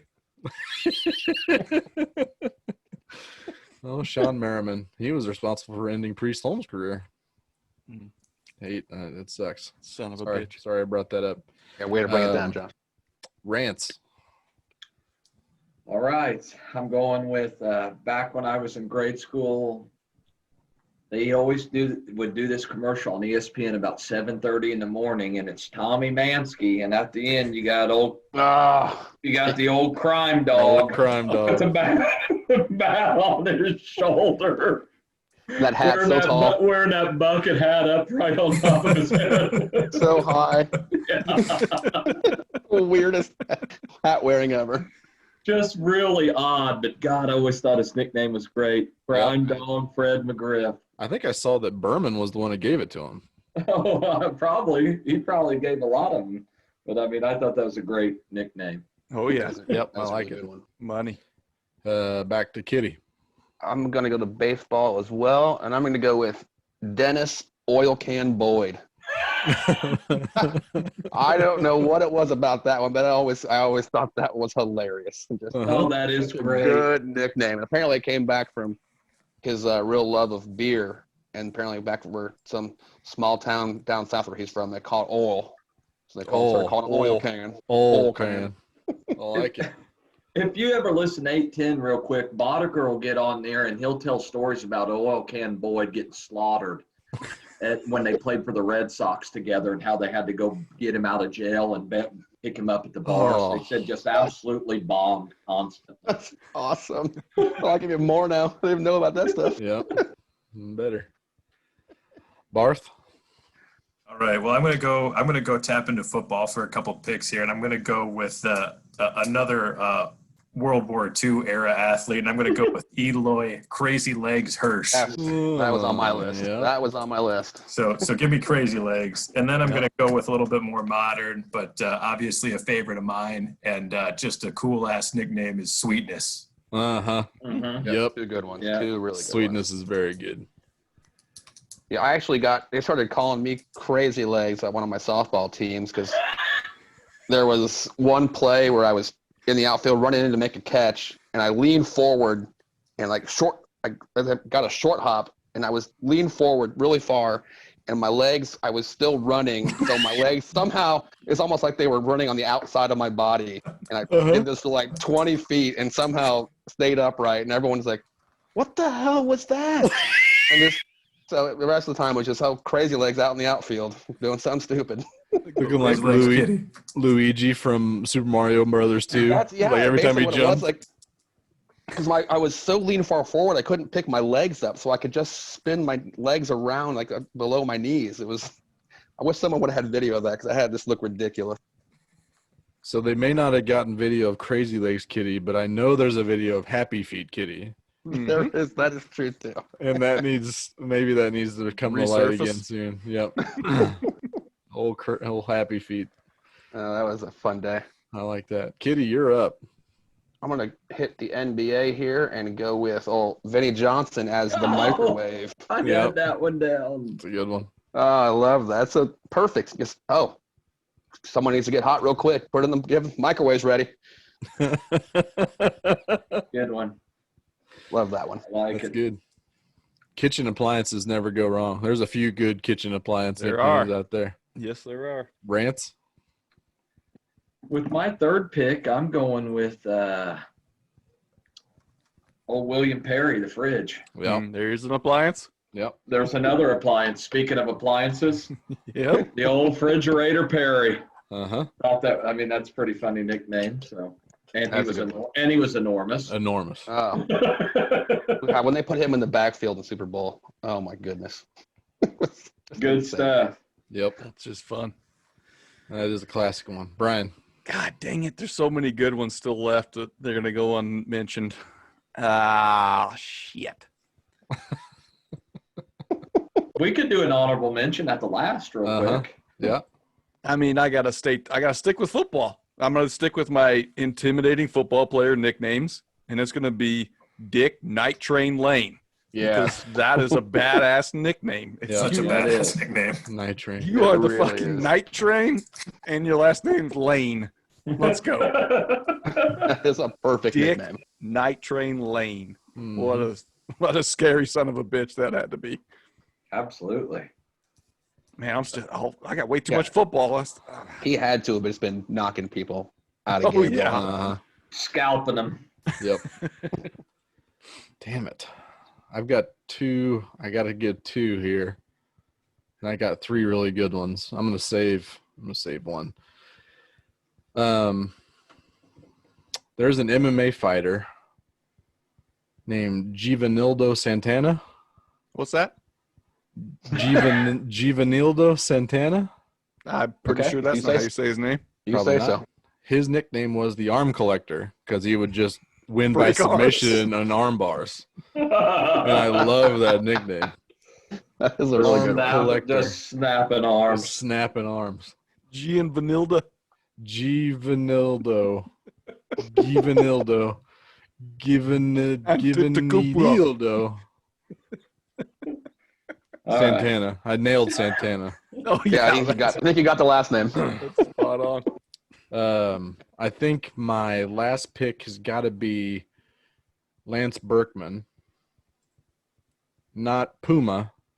He also went by Fat Elvis. I only known him as the Big Puma or whatever. I only knew him as the Puma, but apparently he also went by Fat Elvis. So We could also I call like him- that a lot.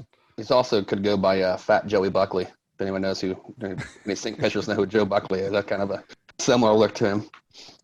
Thank you. Buckley with 100 pounds on him. Fat Elvis. Fat Elvis, Lance Berkman. Brian, back Like to you. that's just insulting too. To be called Fat Elvis. Elvis was already fat. What the hell? Shit. I mean, not when he was 25, but at the end there. I mean, good God, that's rough. Well, It's maybe like they're John going Goodman. with the fat version. Yeah, Just they're going with the fat right. version, obviously. guess. They're not calling him like the fatter version of Even Fat bigger Elvis. Elvis. Fatter Elvis. The fattest Elvis. That's my Halloween costume this year is Fatter Elvis. Everybody's going to get it, and I'm not going to have to answer any questions. Brian.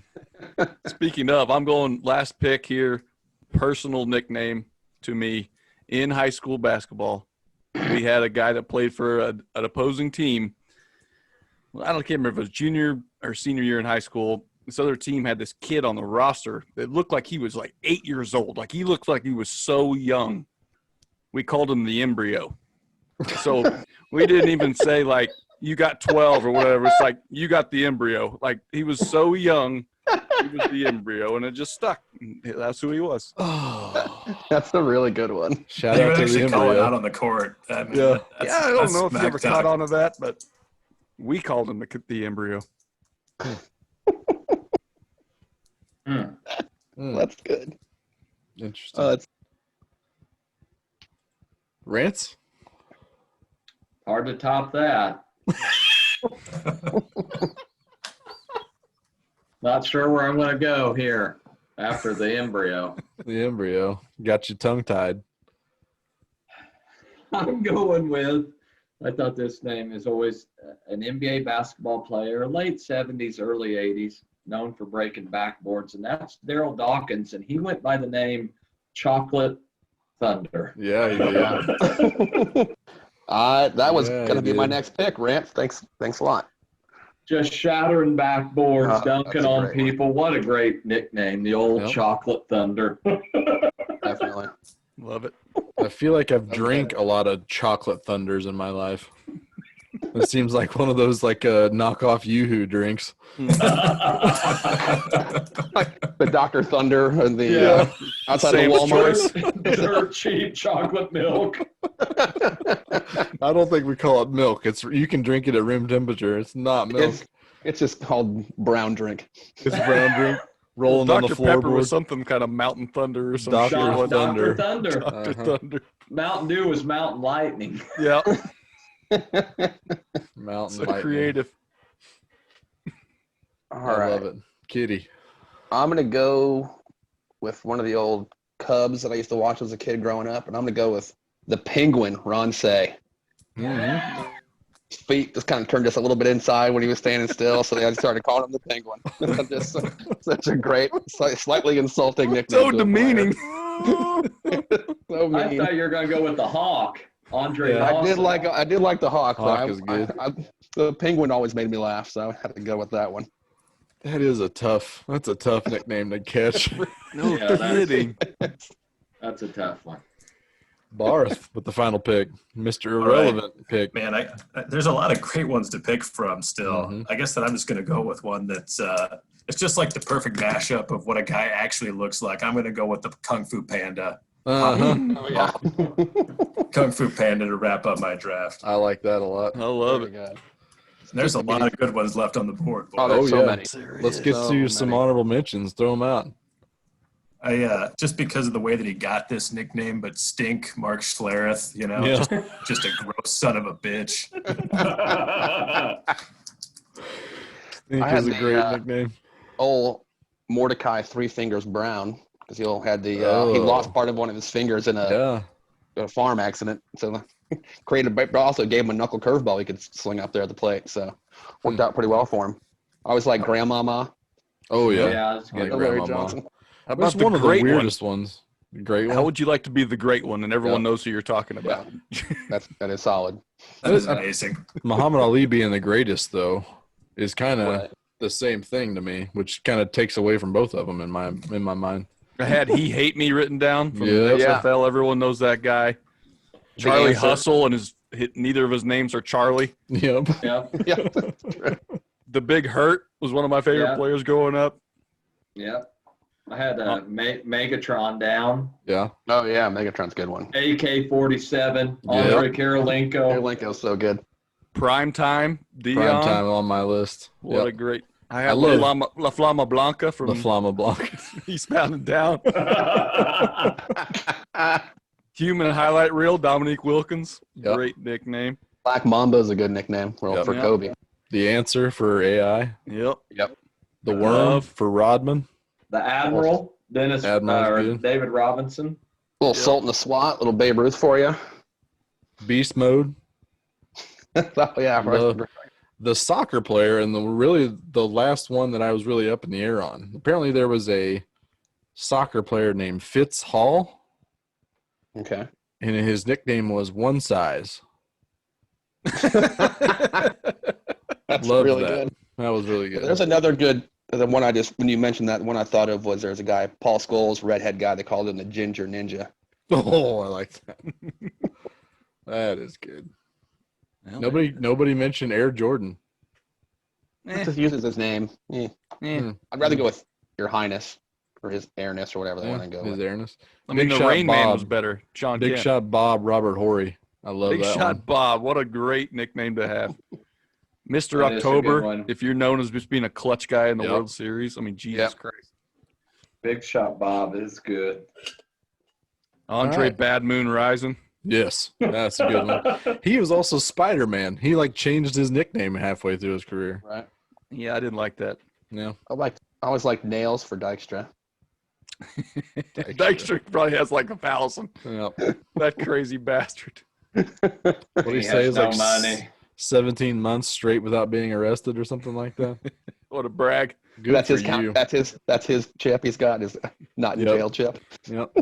It's a big deal, you know. Yeah. We are not doing the waiver watch this week. We are bringing back it's football season, so we got to bring back the best bet. So each one of us got we picked out our best number one lock of the week. Most of the time they're NFL, sometimes they're college football, but there's really no holds barred in this one. So if it's got odds, it's going to be popping up in mine. I'm going first, just in case anybody tries to steal it. I haven't gone first yet, so it's my turn, damn it. I'm going to go with the Eagles -6 against the Washington Football Club.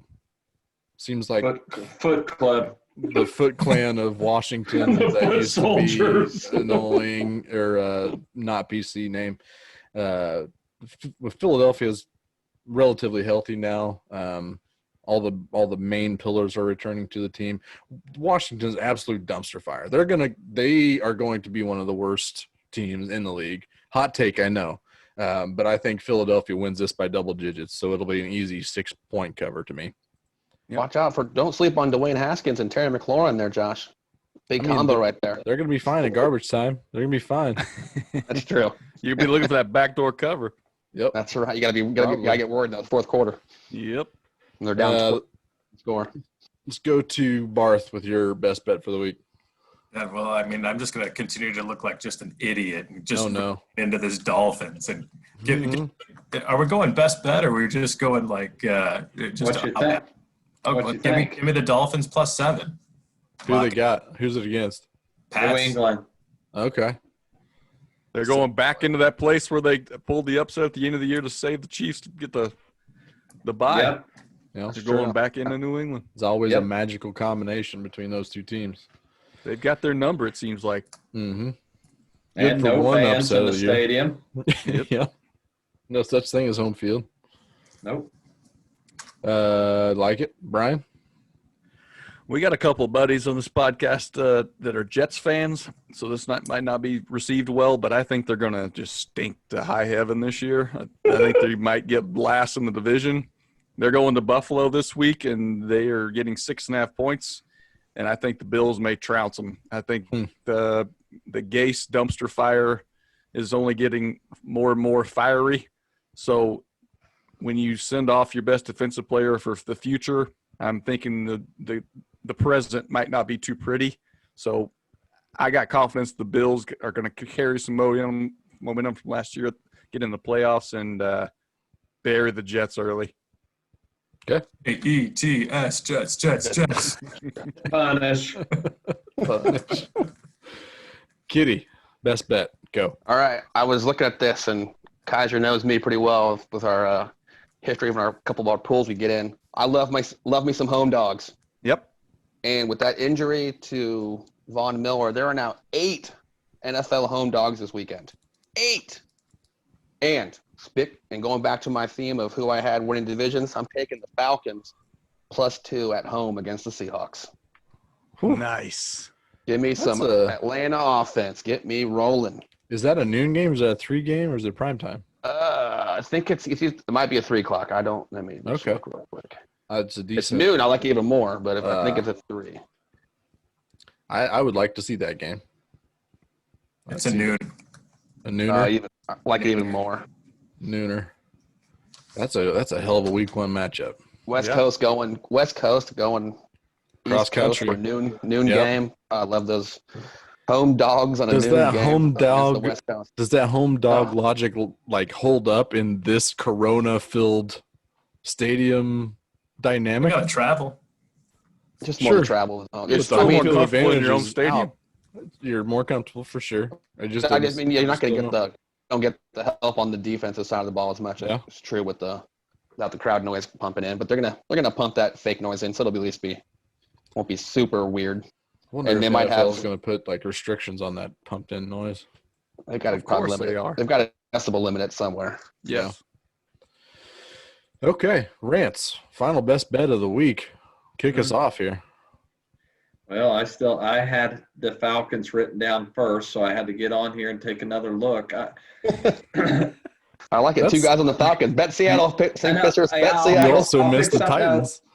Yeah, and I also had the Titans written down, but I'm going to go with you guys have been talking about Arizona. Give me Arizona against San Francisco. Getting 7. That was my number 2. Not saying they're going to win, but I think they can cover that for sure. That was my number 2. If I had Man, someone take the Falcons on me. those two matchups along with Chiefs Texans. Week 1. There's some good games. Yep. Some good ones out there. Don't forget about Bears Lions. I mean, I'm going to be watching that for sure. I mean, there's going to be so many fantasy implications on that. Chase Daniel revenge game.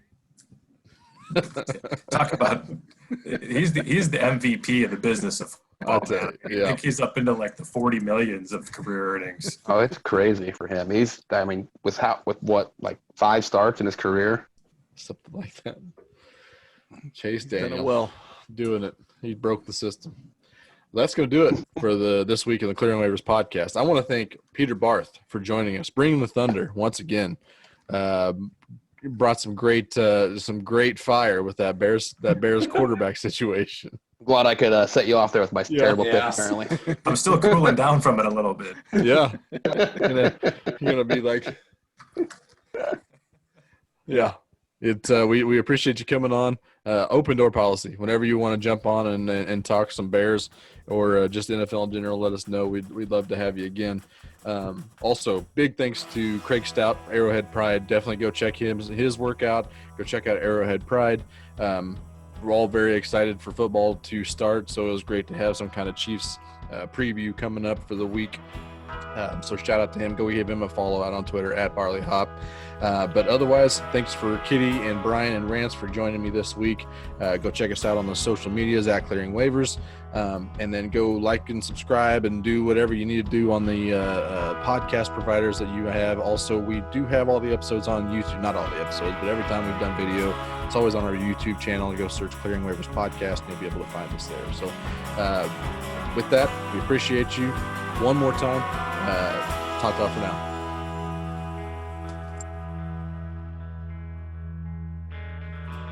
The day is done. Now the night has begun. Nerves in a restless crowd.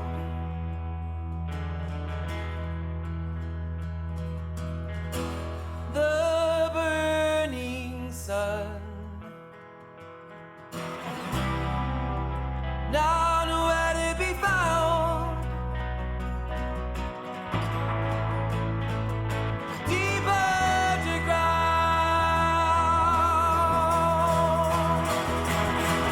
'Cause I have faith that nobody else can protect you, no. A page is burning, we'll all be dead under virgin snow. I have faith that nobody else can protect you, no. A page is burning, we'll all be dead under virgin snow. So hold your body close to the flames.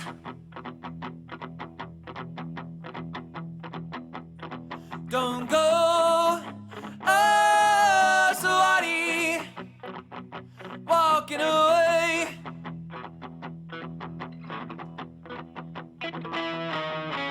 Hold your body close to the flames.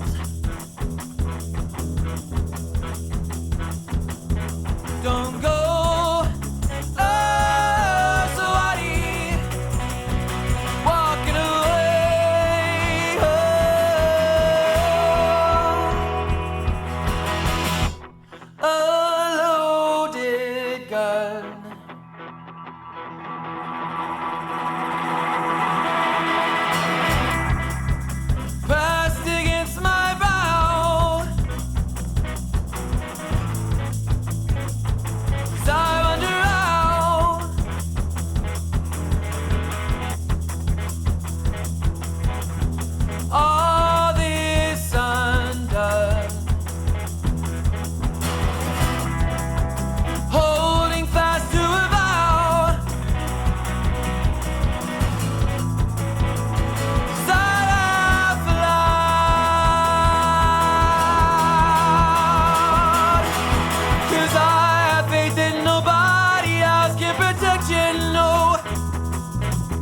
A page is burning, we'll all be dead under virgin snow. I have faith that nobody else can protect you, no. A page is burning, we'll all be dead under virgin snow. So hold your body close to the flames.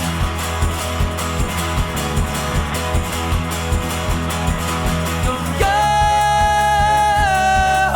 somebody walking away. Oh,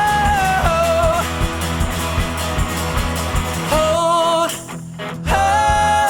your body close to the flames.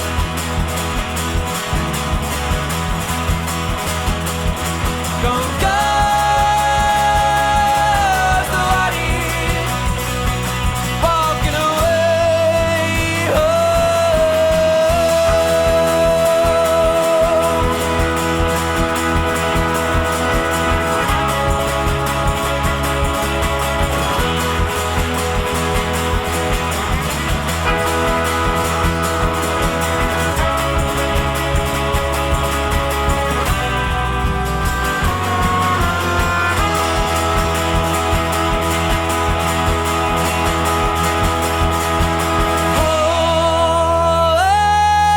Hold your body